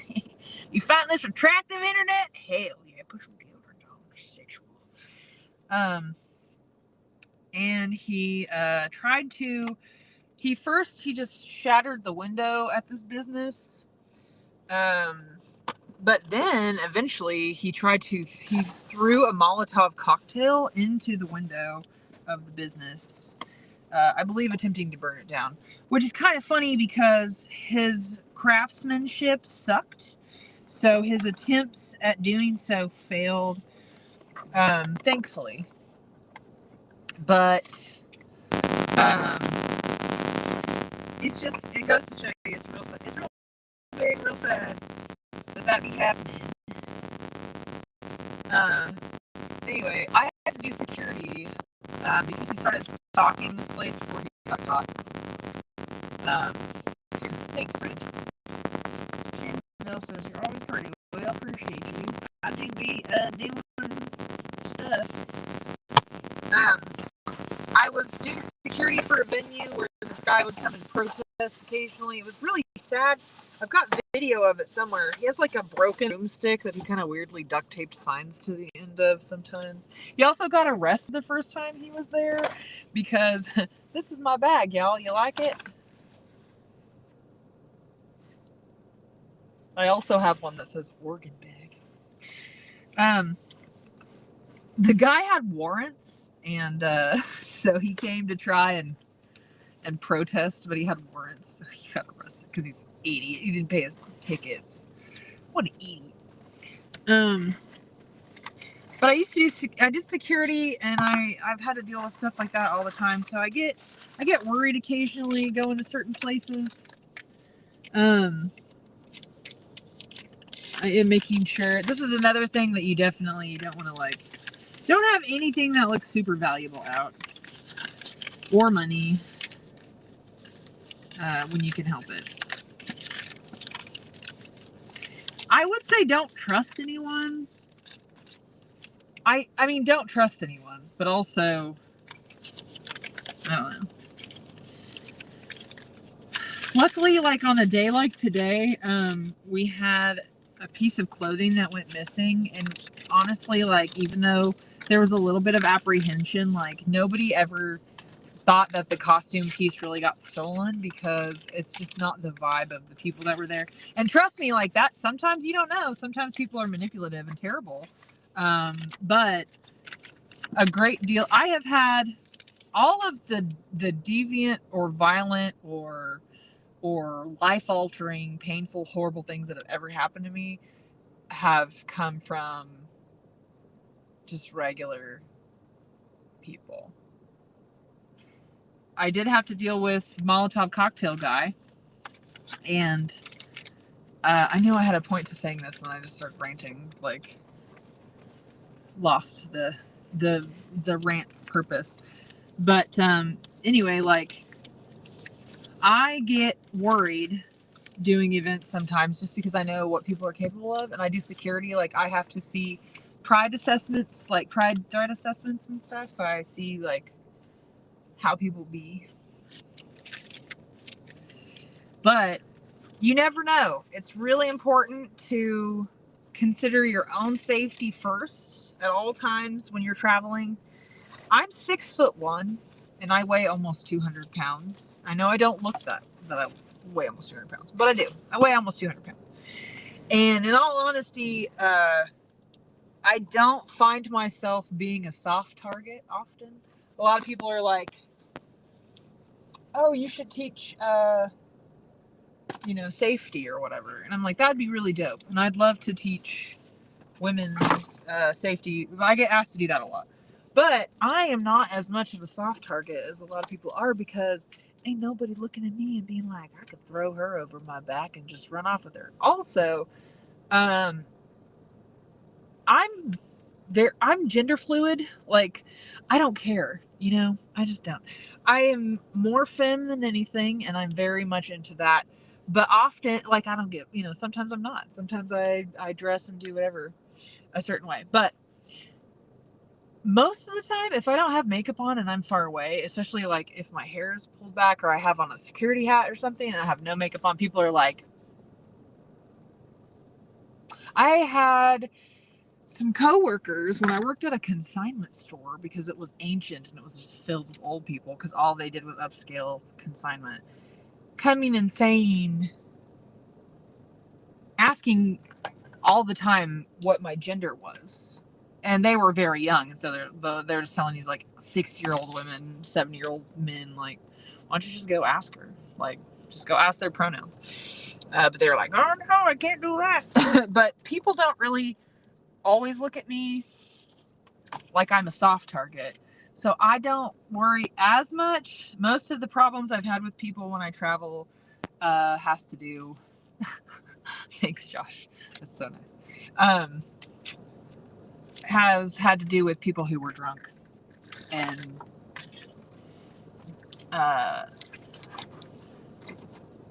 knock on whatever, I'm trained, and I've been doing security and whatever else since 2015.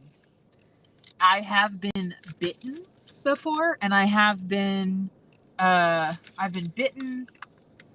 Oh, one girl bit my torso. It was so fucking awful. I have been accosted. I had someone slap me. It's happened to me twice, where someone hit me on the ass as hard as they could. The first time it happened to me, I had just gotten out of domestic violence, and I was very shut down. Like, I wouldn't look at people's eyes. I couldn't speak. I was just mostly like, I'm not here. Which is hilarious when you're 6'1" and you weigh like 170 pounds. I weigh much more now because I be lifting, but the point is that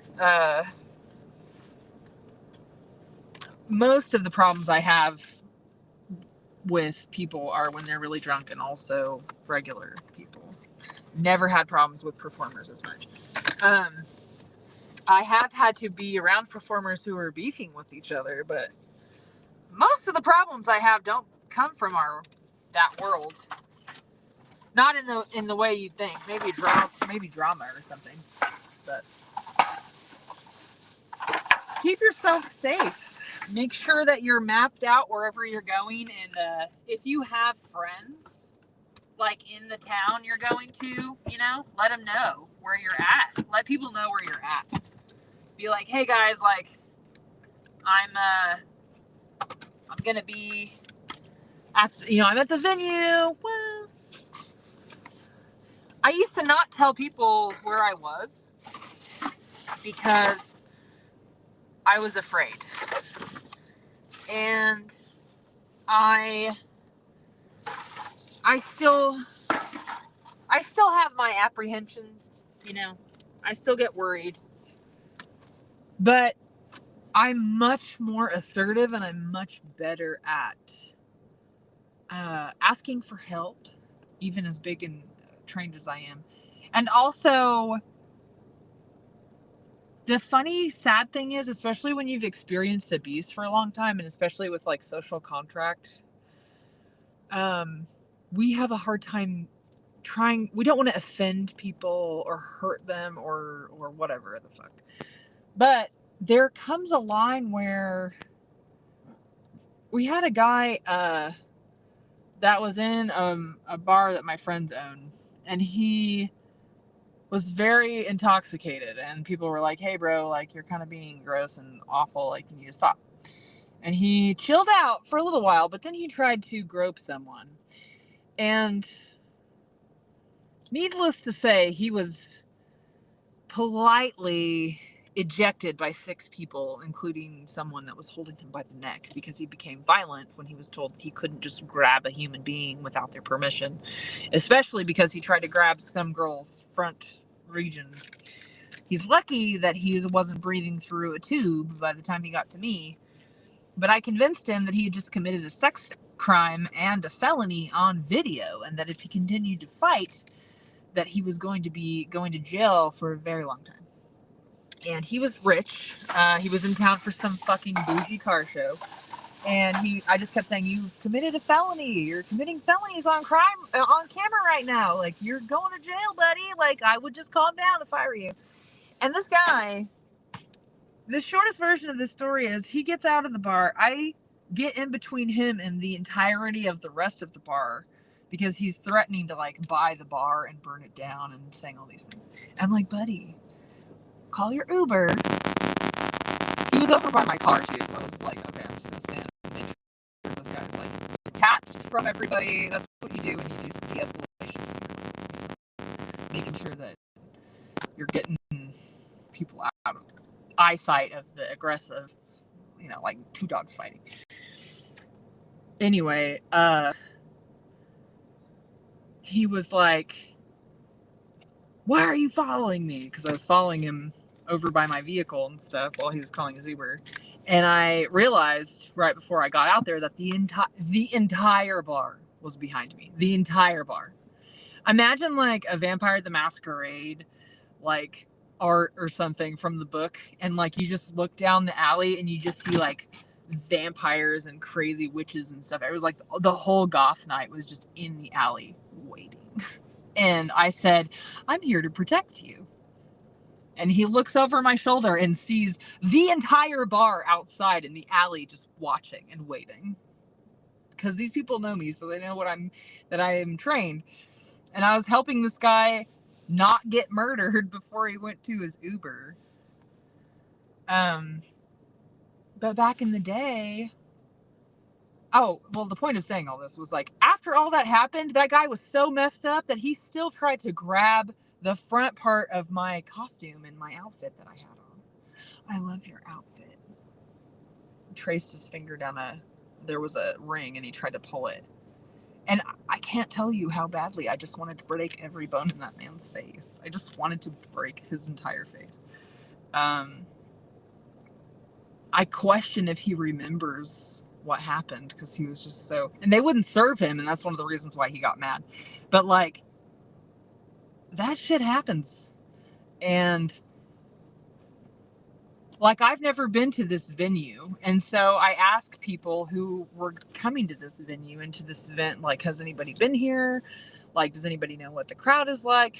I'm much more assertive in those situations now. I didn't used to be. But when you're a traveling performer, you kind of have to, like, have your wits about you. Be kind, but be safe. And, you know, make sure that you're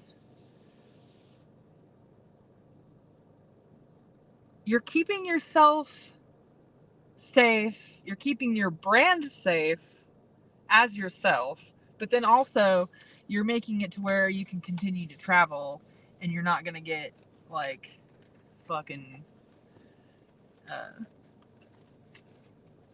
blacklisted or something for shitty behavior. I don't drink, but I've been in a lot of different kinds of projects with people, and occasionally there have been times where someone has been like, hey man, let's do a thing, and I'm like, yeah, I don't know, because I knew that their behavior wasn't professional. And it might seem like a dick move, but you just gotta be careful. You gotta make sure that you're safe. I'm like gathering up all my stuff here. I ended up not doing my second performance today. It was way too hot. And also, you guys, the Clockwork Doll needs to be completely revitalized. And I just need to sit down and redo it. I'm really scared because I've lost all that work.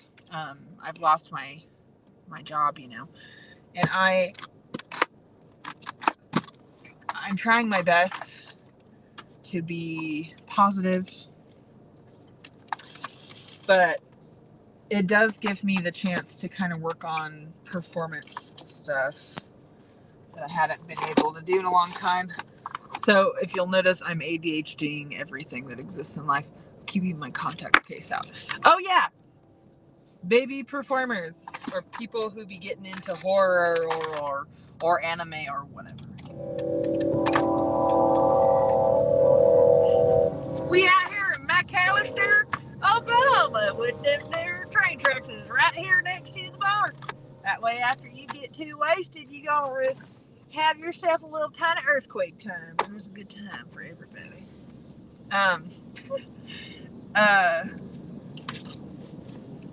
You bag for wets. You bag for wets. It's important to have a bag for wets.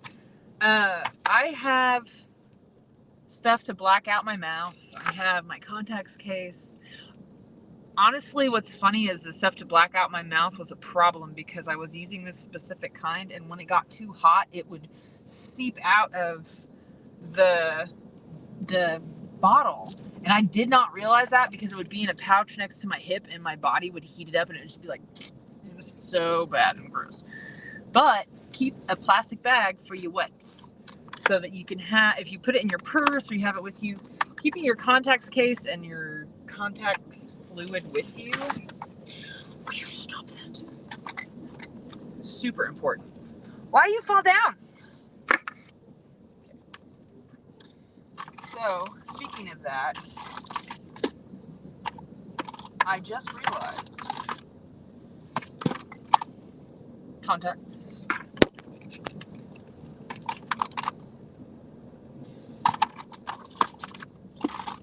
But I don't see my mouth stuff. I bet it is inside with my roller bag where it doesn't belong. I went through my entire makeup case before I came out here this morning because I was having I was trying to mitigate my depressive episode, and I had waited to the last second to pack everything. Right now, these contacts are uncomfortable. The thing about contacts is, so I do have astigmatism, which is getting worse with age because I'm getting old. It's fine. But the problem with contacts is dryness, which is why I keep this contact fluid, which I'm about to do. And luckily I have gross, drippy horror makeup, so it don't fucking matter if my makeup looks like shit afterwards. Hell yeah. But having the mouth blackout stuff, and you definitely don't want it to get all over everything, and also your contact stuff, contacts case, contact fluid, keep a bag for your wets. I used to have two little, like a little tiny silicone bag, and I would put the sandwich baggie of all the different stuff and then put it in the silicone bag, because then it's self-contained, and if it gets gross or something happens, you can just wipe it out. So, brushing up the drops in my head. This is so entertaining. The content you came here to see. Oh boy. Oh boy, oh boy. Moisture. I can't wear these for very long.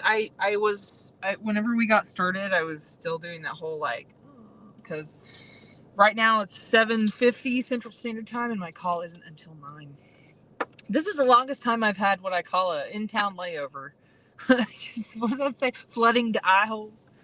So scleras, right? These are scleras, but they are like what I consider costume scleras, and here's why. The sclera is the white part of your eye, and normally contacts cover up the iris part of your eye, which has a color, which is why if you look really closely, hopefully, I don't know, maybe you can't see it, you should be able to see a little sort of, what's the word? You can see my pupils. It looks like a different weird little circle in the middle. And that is how you know if you'll be able to see through a contact, because people are constantly asking me. I just saw my friend Desiree Dejour, my burlesque partner extraordinaire. She had she was wearing blind contacts. Oh, this is not gonna stay. Okay, everything's fine. She's wearing blind outs, as we call them, white outs. And so her pupil was covered. And it looks like a little bit of mesh over the eye. It makes your eyes look like you're blind, but it also has this little bit of mesh sort of look to the pupil. And that is hard to see through because that covers up your pupil. But when you wear stuff like this, your pupil isn't covered, and so you can still see relatively fine. The only reason that these are hard for me to see in is I have astigmatism that's getting a little pronounced, so it does kind of make it slightly uncomfortable, but also there are two like main sizes of sclera, and now with the as insane as cosplay has gotten over the last 10 years, there are different sizes of contacts. If you've ever seen those contacts that are meant to make you have like big anime eyes or whatever, and you have there's the regular colored contact that covers the iris. There's the second up from that, which is like bigger than your iris is, so it's meant to make your eyes look your iris to look enunciated, so you can have big anime eyes. And then you have sclera. There are two sizes. The most common size is the smaller size, which is what these are. And these I just got off of HalloweenContacts.com. You can go through your provider, but first of all, I don't have insurance. And second of all, if you go to your optometrist and you do get ones that are scaled for your vision, they're going to cost you a gajillion dollars. And are they better and safer? And you should do that? Yes. But do as I say, not as I do. But yeah, so these ones are a little bit smaller than the ones I had before, and they're a little bit rounder. They're not as comfortable as the ones I had before. And I don't know. Normally, before I put contacts in, I will put some contact eye drops in and then put stuff in. But the white screens are cool, posted night vision, but also light sensitivity. I asked Desiree what it was like because I've never had full blinders and I've never had full blackouts, and she said that it was really hard to see. That she thought it was really cool and she loved the effect, and her eyes looked cool. She looked cool as shit, but she was like, I can't see. I also, the first contacts I ever bought were tiger's eyes. They were the cat eye ones, but they weren't weighted. So if you guys are interested in buying contacts that make you look like you have cat or reptile eyes, or if there's a slit, see if it's weighted, because if it's not, when you blink, they're gonna spin, and the weird slit is gonna get it looks weird, you guys. guys. It's weird. Thank you guys for all being here. If you're joining me on Facebook, unfortunately, or TikTok, I guess, I cannot see your chat. I'm so sorry. Also, Restream, if you're watching this for some reason, what the F? I pay $50 a month for this service, and for some reason, I still can't stream on Instagram Live from mobile, which is... I was told there would be punch and pie with this service. Heck. Look cool, trip over shit. Yeah, no.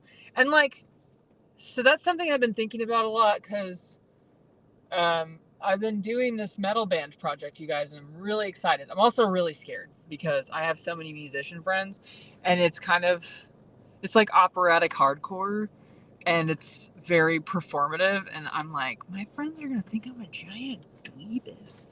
But I don't know, it's been fun. And it's just the beginning. Who knows what I'll do. I've improved my range, my octave already.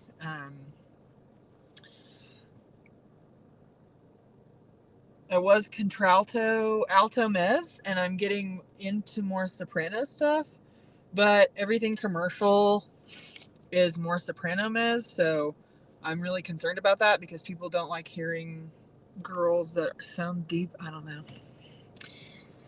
It is what it is. But anyway, the reason I ranted all of that insane shit was because if you wear contacts, I'm trying to figure out what I want to do on stage, and I have a bunch of ideas because I've been performing for. But I was trying to think about if I wanted to wear contacts or not because I set a precedent, and I don't have any in my life that is comfortable enough for me to think I can wear this on stage and feel good about it. Also, for those of you who are DMing me right now in the chat, bro, I can't wait to show you all the music that I've done, because I think I showed you one that, so like there's one that you really liked, I remember, because I have a demo with my friend Annie. Her husband is a musician, and so we did this cool demo with some of his music, which is very like Dream Theater-esque. It was very complex, cool and great. And the guy we're working with now, Josh, this music is a lot heavier and darker, a little more rudimentary. It's still complex and very it's very good, but it's definitely not as Dream Theater as the other stuff we did. So it's going to be interesting, and it's just the beginning. I keep having to tell myself that you have to start somewhere. You have to start somewhere. You have to start somewhere. Like, we're going to have more, but right now we're just starting. But we went through like an entire set the other day, and I was so happy. We all left there just buzzing. I was so excited. We have enough music now for a set to be a good opener. But we are looking for a gig drummer and a gig bassist. But again, it's like operatic hardcore. So, also, Hugs, if you're listening to this, I constantly think about Release the Archers. Is that what it's called? Unleash the Archers. Is that how it is? And like, I'm trying to get there, so that if I ever get to go where you are randomly and sing metal, that I can like do some weird power. Hugs and his lady. Oh man. Also, solidarity. Yeah, I didn't realize that I was also kind of contralto. But I have been actively trying to improve my range, which I'm excited about. Well, doing the thing. I've got another hour, you guys. I have an entire other hour. And like, I really just want to take a nap. I'm kind of depressed. I'm really excited for this opportunity. I'm super grateful to be here, and I hope that McAlester turns out. If you're out here in McAlester, Oklahoma, you get yourself down to Night Riders. Wait, where's this called? Midnight Riders down here. We're gonna open the doors at 9. You can come in the bar anyway, and then we're gonna be starting it off at 10 o'clock. Hell yeah. But like, I miss my Saturday. Like, Saturday is one of the only times I get to like see everybody and talk and kind of vibe. And I'm usually, if I'm not working, I'm usually at Dead Disco. So I'm missing Dead Disco today. But oh well. I miss you guys. What the shit? You guys are going out to Dead Disco tonight. Just say what the shit really loud and say that it was for me. I'll be like, why? And I'm like, fuck, I don't know. Just be weird, I guess. You gonna get down on it? Just, I gotta mount my horse. So I used to work in a city called Bartlesville, and there was a blind man that lived in the vicinity that had a seeing eye horse, and he said he was like the only guy in 100 years to get a riding while intoxicated ticket, and also his horse would take him from home to his job, which was like at a print shop or something weird, over by where I worked. And one day, the reason I met him is because his horse, there was construction, and so the street that his horse knew where the fuck he was supposed to go, it always went the same way. And then the street was blocked off, and this horse was like, what do I do? And I heard this man, and this horse is just kind of like, leaning back and forth. And he's like, hello? Hello? Is anybody there? Hello? And I was like, oh shit. So I go talk to him. And he's like, can you help me figure out how to get my horse around? And I was like, oh shit, this guy's blind. It was insane.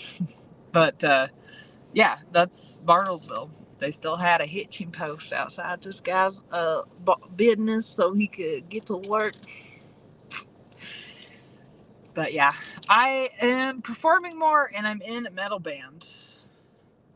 Choose the Flame, you guys. It's gonna be sick. And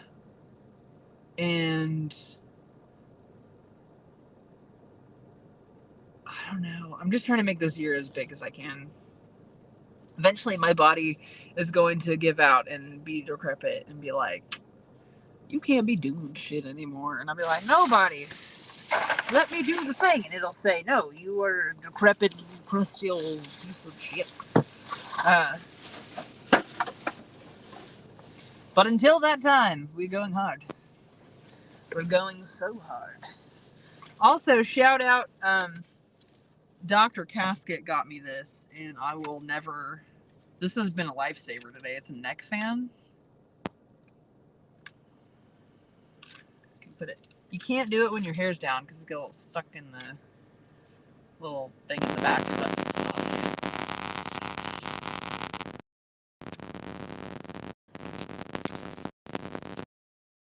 it's in my bag. Taking some stuff with me. Wasn't sure if I was gonna take my purse in, but I'm just lazy. I don't want to put a bunch of shit in my pockets. How's everybody doing today? It's hot as fuck, you guys. It was 90 degrees outside when I was trying to do fucking dances earlier. I also did the splits on concrete and kind of half laid down in a bunch of gravel because I'm an adult and I can do whatever I want, I guess. It's like, I can do whatever I want. Should I? Probably not. I got my hair stuck in my sunroof.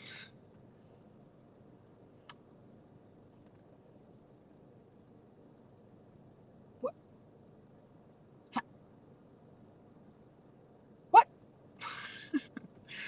Dude, what now? When was the last time I saw your hair IRL? How long is your hair? How did you do this? How was this achieved? Oh, shit.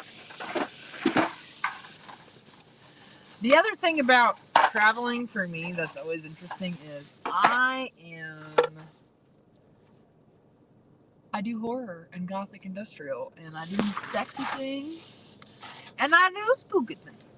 And I'm gonna tell you right now, occasionally I will, I think, was it Muskogee? I did a drag show at Muskogee, and some people were hella about it, and they were like, hell yeah, this is the bomb.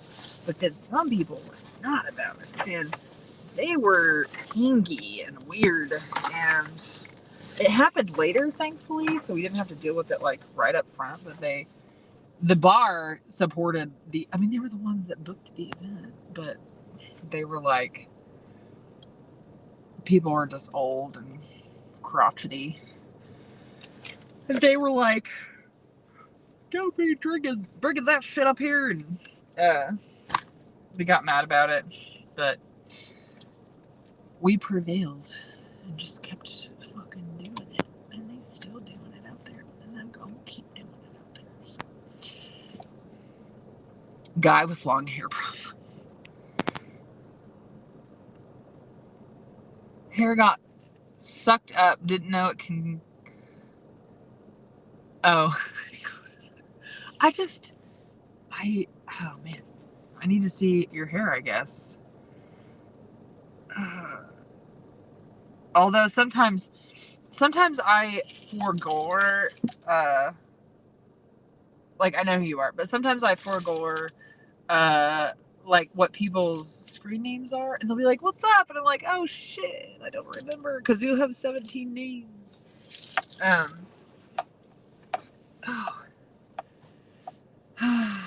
I'm already tired, and I still have 3 performances too. I say that we today is a show where you got to be flexible because we have like 3 different options. We can have 3 options, but we don't know what our time constraints are going to be, and so we pick 2 you really like, and then a third as a backup, and that's what we gonna be. U.S. conducts successful attack on Iranian nuclear sites. This government is what? Yeah. I'm not a huge fan myself.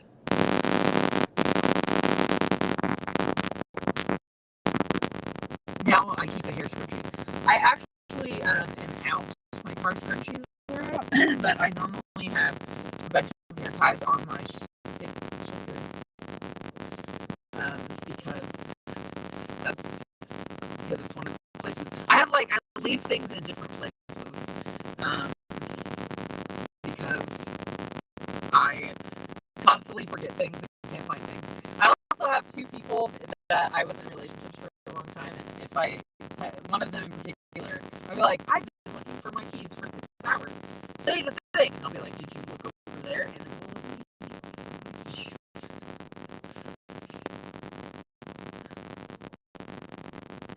Oh. I will check it out as soon as we're done. I don't want to go in there. I need more energy drink.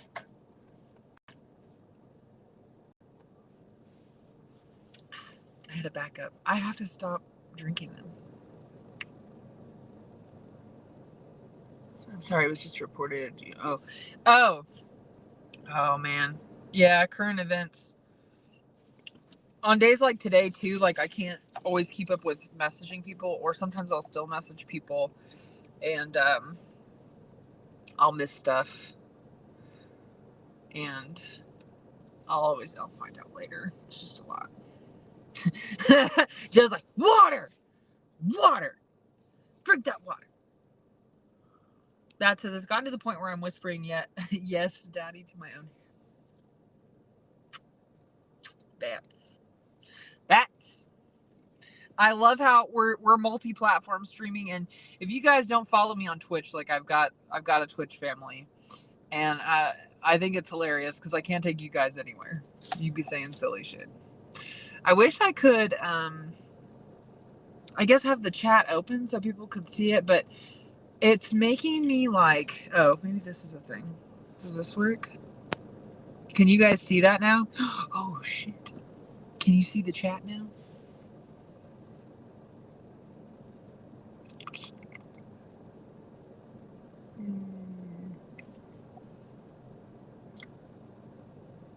I can't eat my own name. It sucks. If I can't eat my own name on my own stream, what kind of world are we living in? Hashtag every clip on my Twitch is me doing dumb shit like that. Or, for some reason, the most watched clip, it's probably Bat's fault. I don't even remember whose fault it is, but it was when I got that Graftopian walk around. I have an airbrush. And I was trying it out. I was trying to do a lizard that was like fire colors.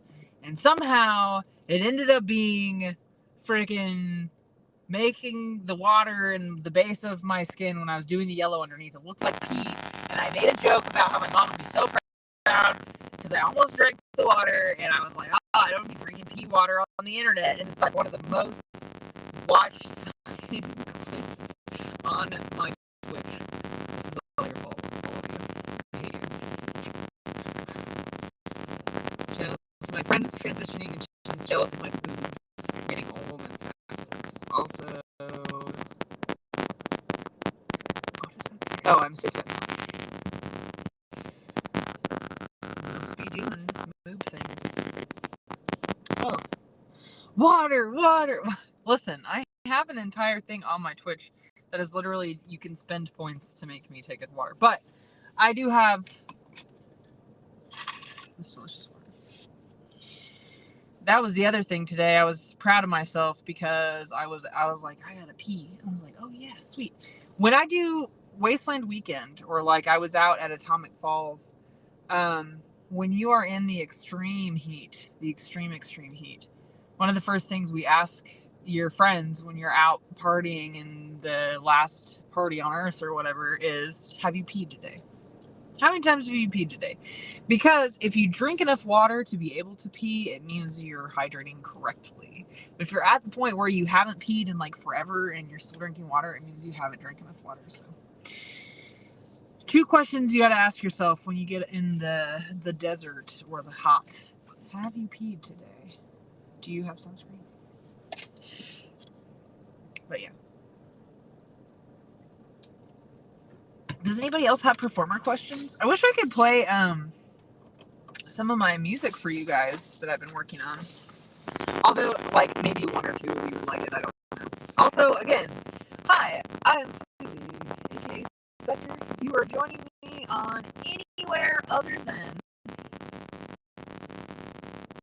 Twitch or YouTube, I can't see your chat. I'm so sorry. I cannot see right now.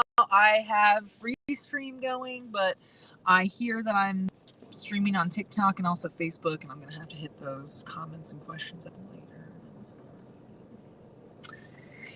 In fact, I don't even know if it saves my lives for TikTok. I hope so. I hope that it's on TikTok. If you're on my TikTok, hi there. How are you? Hi. I'm sure you've heard wonderful things about me, and I'm sure only part of them are true. That's fine. Josh says, what's your biggest fear as a performer? It has changed over time. My original biggest fear, for instance, I am biologically female, and one of my biggest fears when I was on tour with an internationally traveling band and I was wearing booty shorts on stage was that during that time of the month, some kind of business would be exposed of some kind. But that never happened. And also, I had a lot of peace after they told me a story where one of the backup dancers was pregnant, and one of the other backup dancer asked the pregnant backup dancer if she had just had her times, and she said, no, I am pregnant, I cannot have the times. And she's like, I feel fine.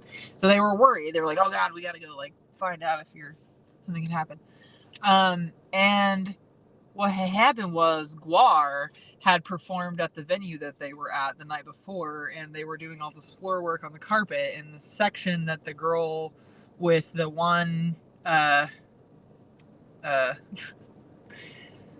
pants that had stuff on it had done her floor work was saturated in the fluid of Gwar. So she did a whole set like that. So the whole time she was like that. And luckily it washed out, but also like, damn. To be honest, my biggest fear is that people will be bored out of their minds and I won't be able to get out of my head enough to like deal with that, because the minute that I start getting into my head is when my performance fails. period. Like the second that I can't stay in the story in an immersive way and say the story with you. Like I was at Atomic Falls, and if you were there and you saw my performance, thank you for being supportive with me. But I did terrible, and it had stormed. We had like did and it had stormed out of like, and the stage was very like it was saturated. And last year when the carpet was wet, I slid and I hit a piece of the railing that was on the side of the stage, and I got a puncture in my shin. That is it's still, it's a scar now.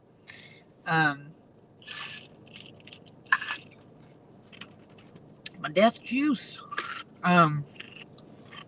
Magpie says, you did not. Yes, huh? Yeah, huh? It sucked, and I couldn't get out of my head. And I felt at peace about it afterwards, but also I was like, damn, dude. Like, I was trying to do this thing about Ragnarok. It was a whole ass thing. But my biggest fear is sucking in a bad way on stage. Let's see. Oh. You did not do terrible. Like, yeah, we can't all be perfect. Yeah, never think about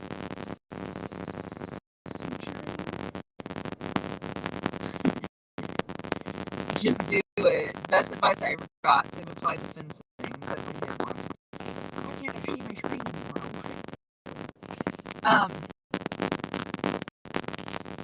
I think it's all relative. I've literally been performing for longer than two of the people I'm going to perform with tonight have been alive.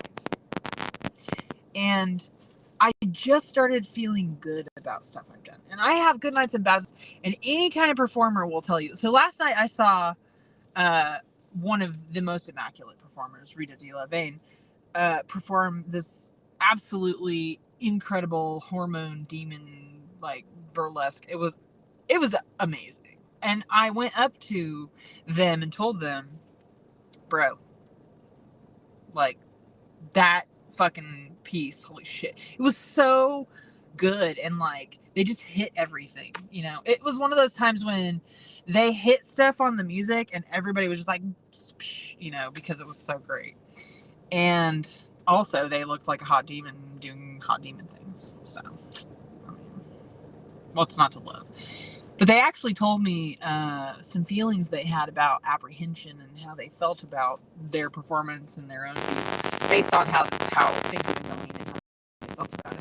And you know, and I'm there all the time. I have good days and bad days. Some days I feel really good about the stuff I've done, and some days I don't. Honestly, I was thinking about taking a break in July. I probably won't, but I really need to get back to working on technique and also bringing some fresh ideas out, because a lot of the costumes I have are super old. The Clockwork Doll is dilapidated. I was supposed to do it today, and I was like, there's no way that in this grimy amphitheater in 90-degree weather that I'm going to try and do the Clockwork Doll. It just needs to be redone, the whole thing.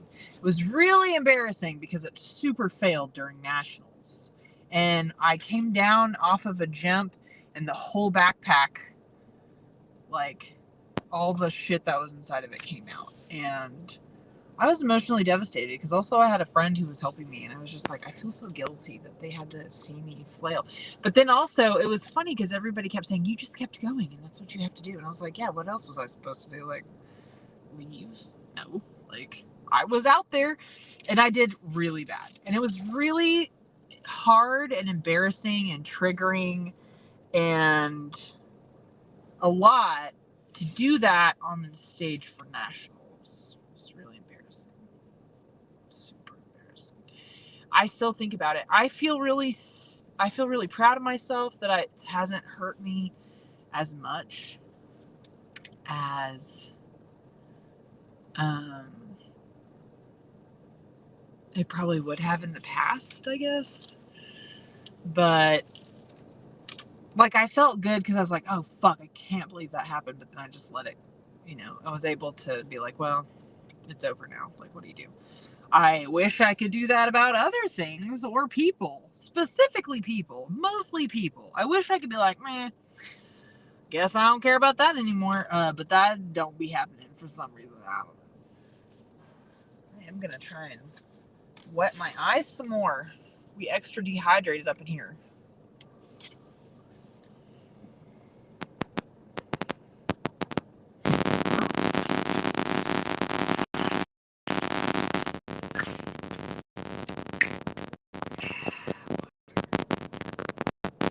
Luckily, we had water brought to us today, and it was really great because we needed it.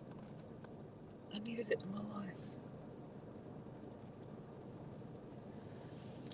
10 out of 10 would recommend that if you do contacts, that you bring a fluid, you have your little case with you, and bring a bag for your wets, especially if you be blacking out your mouth or whatever, bluing out your mouth. Go blue it out your mouth.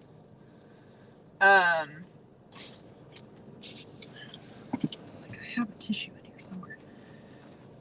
Especially if you're gonna wear stuff sustained. And I also have gotten to the point where some people are like, I don't want to carry the case around. Contacts are fucking expensive.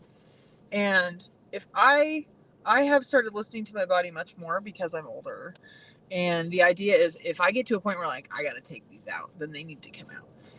I actually got I believe it was a corneal abrasion. I got an abrasion doing that Bjork show that I did with the delectable and delightful Desiree DeJour. But it was awful and it hurt so bad. And it took a couple weeks to get fixed. And I was really scared that I wasn't going to be able to it was my contact, that something was wrong with it. But I've come to the conclusion that it was 100% like a crumb or something that got in there. I have worn contacts in the desert. Was it the best decision? It was not. I have gotten chemical burns in my eyes twice from doing stuff. And the funny and sad thing was not really that, oh yeah, other performers are writing. Not really that it wasn't the contacts that burned my eyes. It was like my sunscreen, and also I got sunscreen in my eyes, so I took the contacts out. And then I tried to flush my eyes with saline or something. Something that should have just been water, but instead I used like a fluid, some kind of contact solution, and it just burned the burn because it opened it up. It was like pouring salt in the wound. And I remember going to the tent, the med tent, and the guy was just like,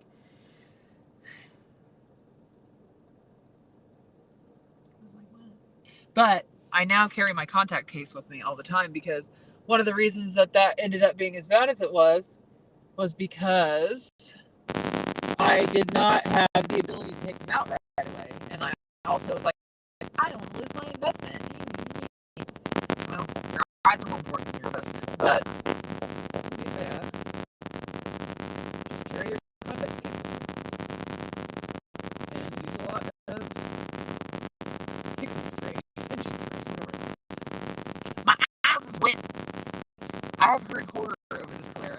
Yeah, so not only did my eyes get burned, but my friend Slay, we're in the desert, and Slay is like, oh yeah, I forgot I gotta keep my creepy makeup out. Damn, y'all, I'm already fucking up.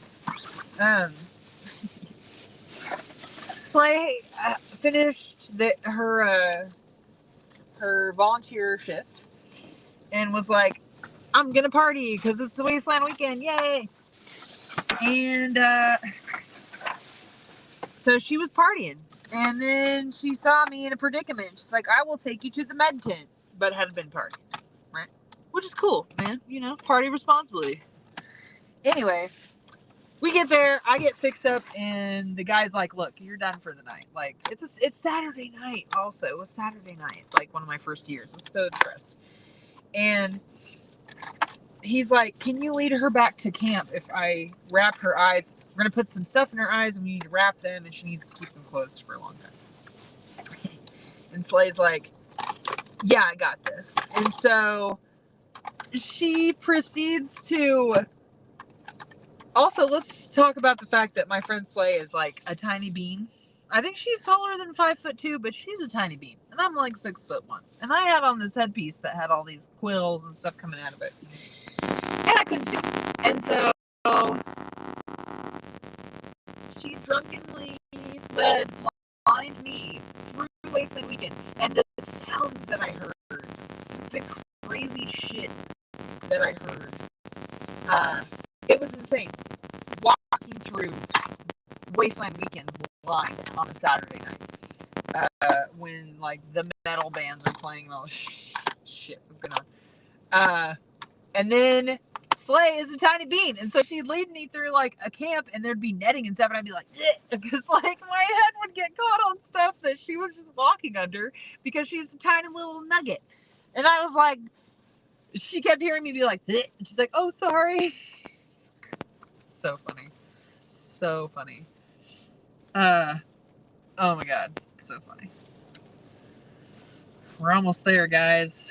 I'm probably gonna leave you in a minute, even though I'm pretty sure all I gotta do when I get inside, hypothetically, all I gotta do when I get inside is change into my first outfit. I'm really upset because my very nice dance shoes got wet at Atomic Falls, and I thought I dried them enough, and I did not.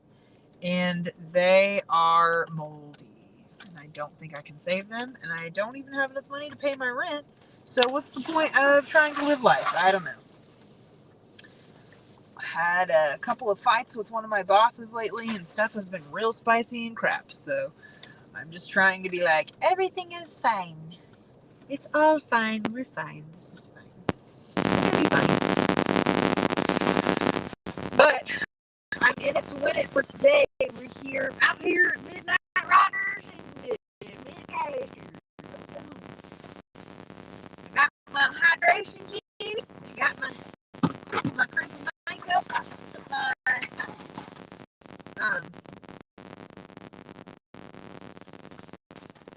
If I find out somebody knew about this before, I would be mad. But I have this.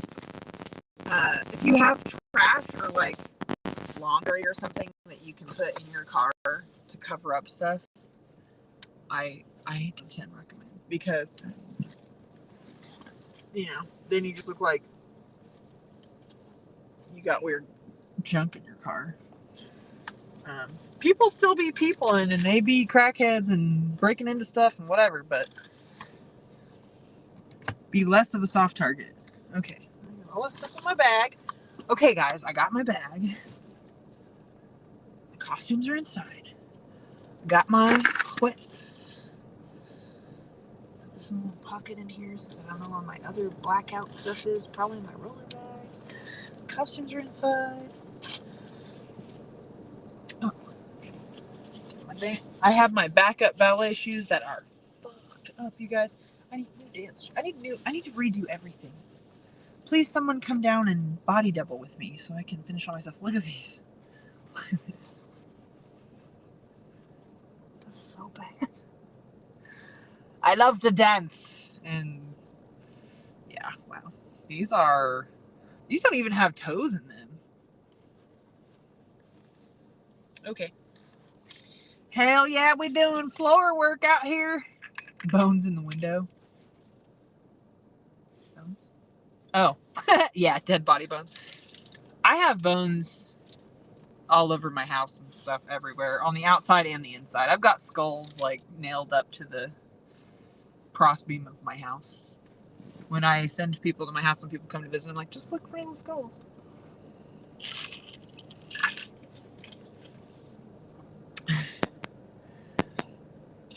Magpie says she's probably 5'4" max. Yeah, probably. But it was just very interesting, for sure. I can't. Even crackheads are superstitious. I hope so, because I ain't trying to be messing with people. Also, like, one of the things, so I don't drink alcohol anymore, but back on the whole thing about performer safety, if you, like, the drive that I have after this is a couple of hours, and I'm familiar with part of the drive because I've used it to go to Texas, right? Yeah, Texas. Yeah, Texas. I'm pretty sure it's that direction.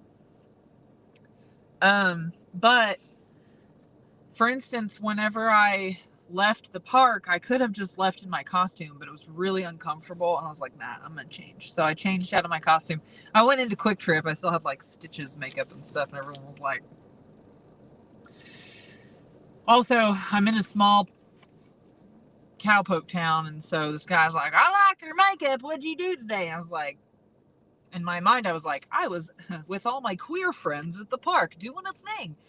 But yeah, I was like, oh yeah, there's a show at the Rotary Park. Random guy. And he was like, oh yeah, you got another one coming up, or is that all today? And I was like, well, there is a drag show at Midnight Riders tonight, a big drag show. He's like, oh, okay. And then I just left as fast as I could because someone was like, don't look at me. But I have had problems occasionally going into Whataburger or IHOP and stuff, and like Denny's back in the day, not so much. Village Inn for those. Turn this off. That's another thing. I am an old man, and I have pockets, and the things that go in the pockets, that's where they live. And when they're not in their space, they're in the void somewhere. And it is horrifying to me with my ADHD, as hard as it is and everything else, trying to deal with finding all of my shit. And so I had a panic attack earlier, horrifyingly thinking that I had locked my keys in my car. And, okay. Sorry, there's security brain. Everything's fine. Not my job, not my job. The bartender's out here. It's fine. I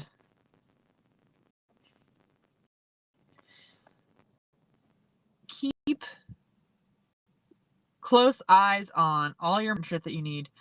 Make sure you know where your keys, your phone, your wallet at all times. Constantly at all times. If you're not holding on to that stuff like in the club or whatever, make sure you know where it is in your car. Whatever. Keys, wallet, phone. Keys, wallet, phone. Make sure your phone's charged. I've been charging it since we've been doing the stream, but it hasn't gone up very much, about 30%, which is okay. I'm not too worried about that. But yeah, make sure you remember, because earlier I was going through all my stuff, and I have a drag bag, you know, like I have my stuff, and my stuff goes where my stuff goes. And when you start getting like you're all sweaty and you're like having to change your outfit, and you're like, oh shit, like I gotta fucking get ready. It's a lot. It is a lot, and it can get stressful. And like, for instance, one time I did a whole ass night, and I made a really good amount of tips, and I put my tips in a place I never put them, because I was like, these are out everywhere and I'm just gonna shove them in. And I couldn't find my money, and I was like, oh my god, why did I do this? Like, where did it go? But it was just because I put it in the wrong pocket. So Magpie says, you're gonna do awesome and scare them in the best way. I hope so. I hope so. Janaville says, I took my car to the car wash. They locked my key fob in the car. Thank God I renewed my Subaru subscription so I could unlock the car with my phone. I almost didn't because I don't travel anymore. Cool. It do be sounding a little scary, but it's very cool. I guess I should go in. I don't really want to. I'm having more fun talking to you guys, because I know the minute that I stop talking, then I like sit down and change, I'm gonna be like, so I'm gonna have to wait. for a couple of hours probably.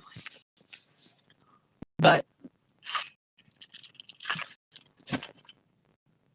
I have greatly enjoyed speaking to you all, and I promise you that you're going to see a lot more of me in the next week because I ain't got stuff to do. If you feel like you can donate to the cause, I would greatly appreciate it.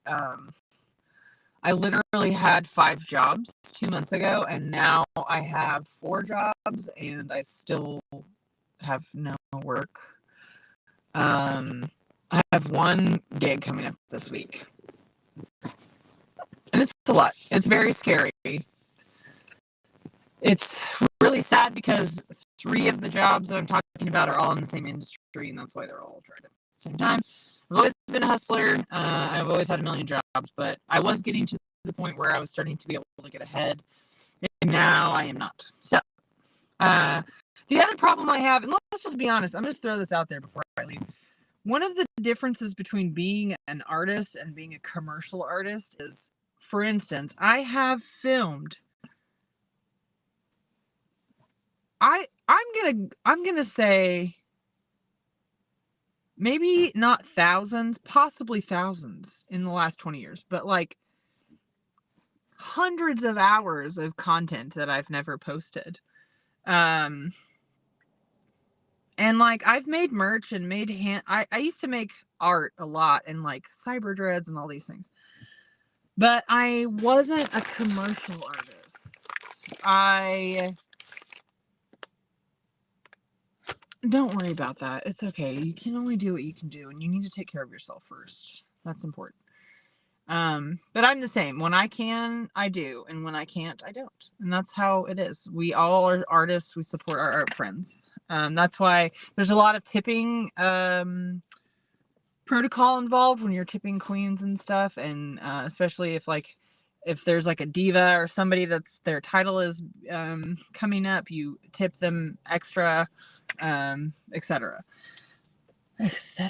But I could have probably been a little more successful monetarily if I was able to like make myself do more commercial things.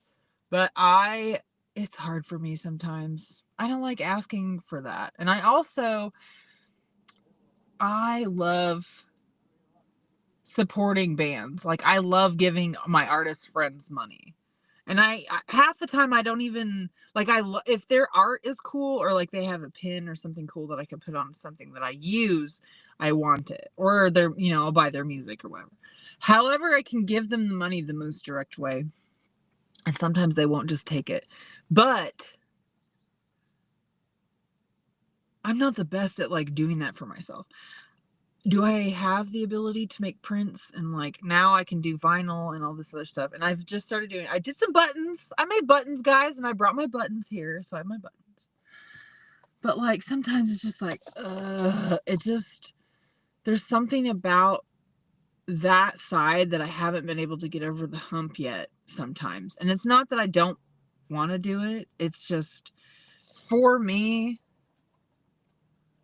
the tism and everything else, like things that are disingenuous of me are harder for me to deal with. I can't even fake being a normal person. Like that's why I have the spicy site, but people get disappointed when they go there because they are expecting certain things. And I'm like, what's funny is this isn't my income and I only do things that I want to do. And if I don't want to do whatever it is that you're asking, I'm not going to do it. So there. And I don't do 90% of the stuff that people on those sites do. I do weird shit. And I mean weird shit like I'm going to do a whole month with the art prompt is toxic. And we're going to talk about Harleen Quinzel and the Joker's relationship as a metaphor for talking about toxic relationships. Also, here are some pictures of me as Harley Quinn that are risque. In my 15-page dissertation. And yes, everyone in the Twitch chat right now, in the Twitch stream is going, ha ha ha, CBT, ha ha ha, ha ha. Yes, yes, okay, I fucking remember. And it's still funny to this day. And yeah. If I made art, would you take it? No price. I mean, like, if you made an art, I would want to pay for your art.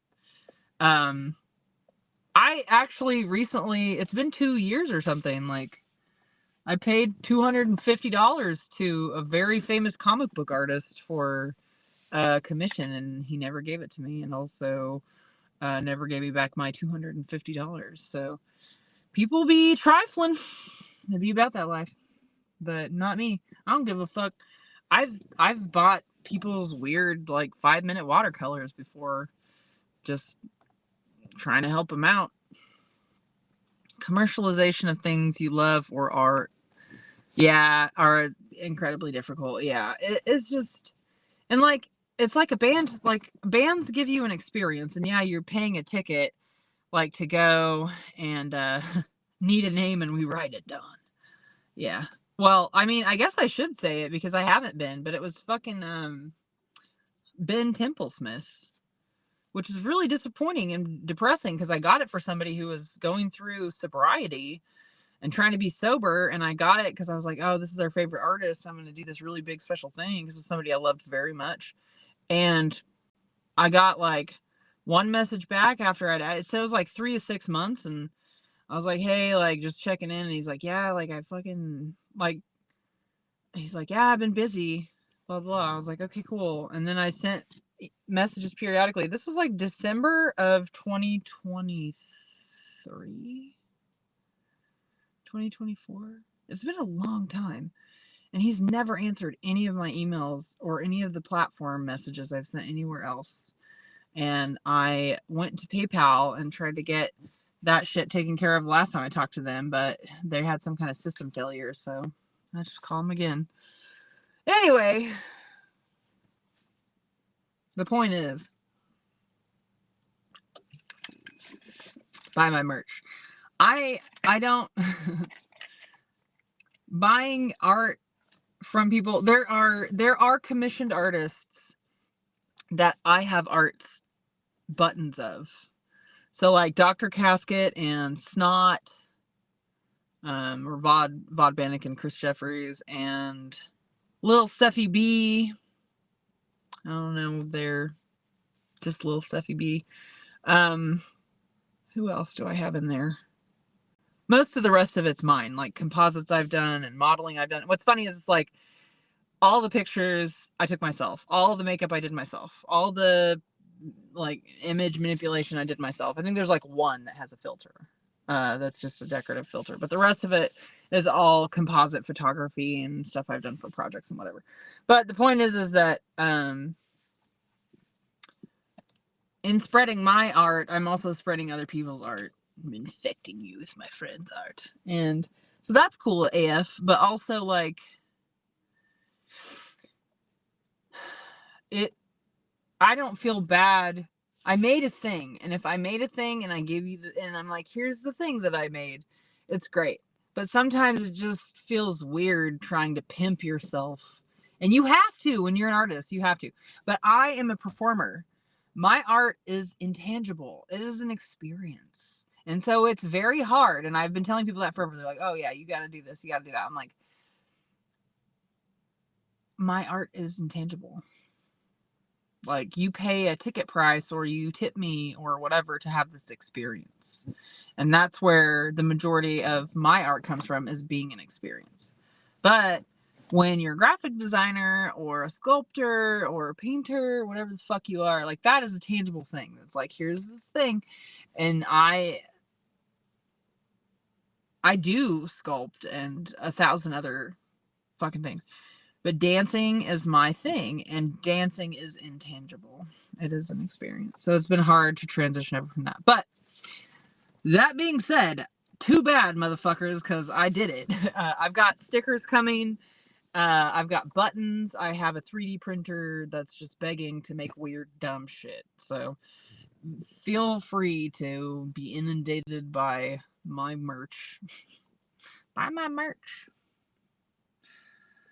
Now that I can do whatever I want, maybe I'll do my sexy cosplay calendar for once, finally. But it looks like it is Fate 45 doing the check. Got my keys. Got my horror makeup. Horror. Got my deodorants. Oh, wallet. Yeah. Keys, wallet, phone. Keys, wallet, phone. Keys, wallet, phone. Keep it at all times. I'm going to do this once just to irritate everybody in the chat. I am going to go get ready for doors in 15 minutes. Well, for call in 15 minutes. And then whatever. I hope you guys have an incredible evening. I wish I could live stream the event, but also it's no cover. I know you're not out in McAllister, Oklahoma, but if by chance you were passing through this podunk, come visit. I will be better in the future about posting where I will be. And also, if you are talking to me on TikTok or Facebook, I'm so sorry. I haven't seen your chats. Apparently, Restream only allows me to see YouTube and also Twitch. Come hang out with me on Twitch and, well, hang out anywhere, but come join my Twitch. It's a lot of fun, and when I have time, like I'm about to, I'm going to be streaming a bunch. I'll do crafting a bunch, and I would love for you guys to be there. I still have a subscription service on Le Site de Spice, and then also for Twitch, and you will get some fun bonus things for like $5 or something. I don't know. I got a lot of social media. Come hang out with me. Some days I am an ambivert, so some days I'm like this, where I'm like, yeah, talking and blah, blah, blah, blah. And other days I'm like, literally don't perceive me. I will hide in the cave. I will delete. I always know if I've had like a weird terpene or if like I'm having the anxiety because it's funny, it's like a trigger. It's like my body literally knows that the minute that the thing that I've had is not for my body, it goes, what if you just deleted all of your social media and lived in a cave and never spoke to anyone ever again? And I'm like, oh, bad terpene. Yeah, that's it. Oh, anxiety disorder kicking in. That's the first step, because my body is like, you don't need to be here. Just go hide in a cave. But today has been an extrovert day, and also a day that I needed you guys to help me stay awake, because damn, I was in the 90 degrees in the sun. I was in the sun. And I didn't have any sunscreen on, and it was the sun, and it was horrible, and I hated it. But a big love of you guys. I love you guys. What's today? Saturday? Today's Saturday, right? I will be probably streaming tomorrow. I got some things to do, but I'm probably gonna stream tomorrow. And yeah, I love you guys. I hope that wherever you go and whatever you do, that you dance, even if it's just in your heart. Taro, where have you been? I've been here for 3 hours. I missed you. Damn it, I gotta go inside now. I have to leave. Shit. I have a drag show to do. I'm just doing the creepy shit. Damn it. Tara says, I was in a different stream. Oh, shit. Well, good. In the sun. We had a gay wedding thing. Gay? Hell yeah. I've been doing some gay shit today, too. Aw, that's cute. Well, hang out with me tomorrow. I'll be streaming. If I survive the night. Out here in McAllister, Oklahoma at Midnight Riders. Come on down. We're going to have us a good old drag show. It's going to be great. You guys excited? I'm excited. So excited. Oh my God. I love you guys. Add me on everything and come hang out with me sometimes. It'll be fun. I know. It'll be fun. I survived this morning in the sun, so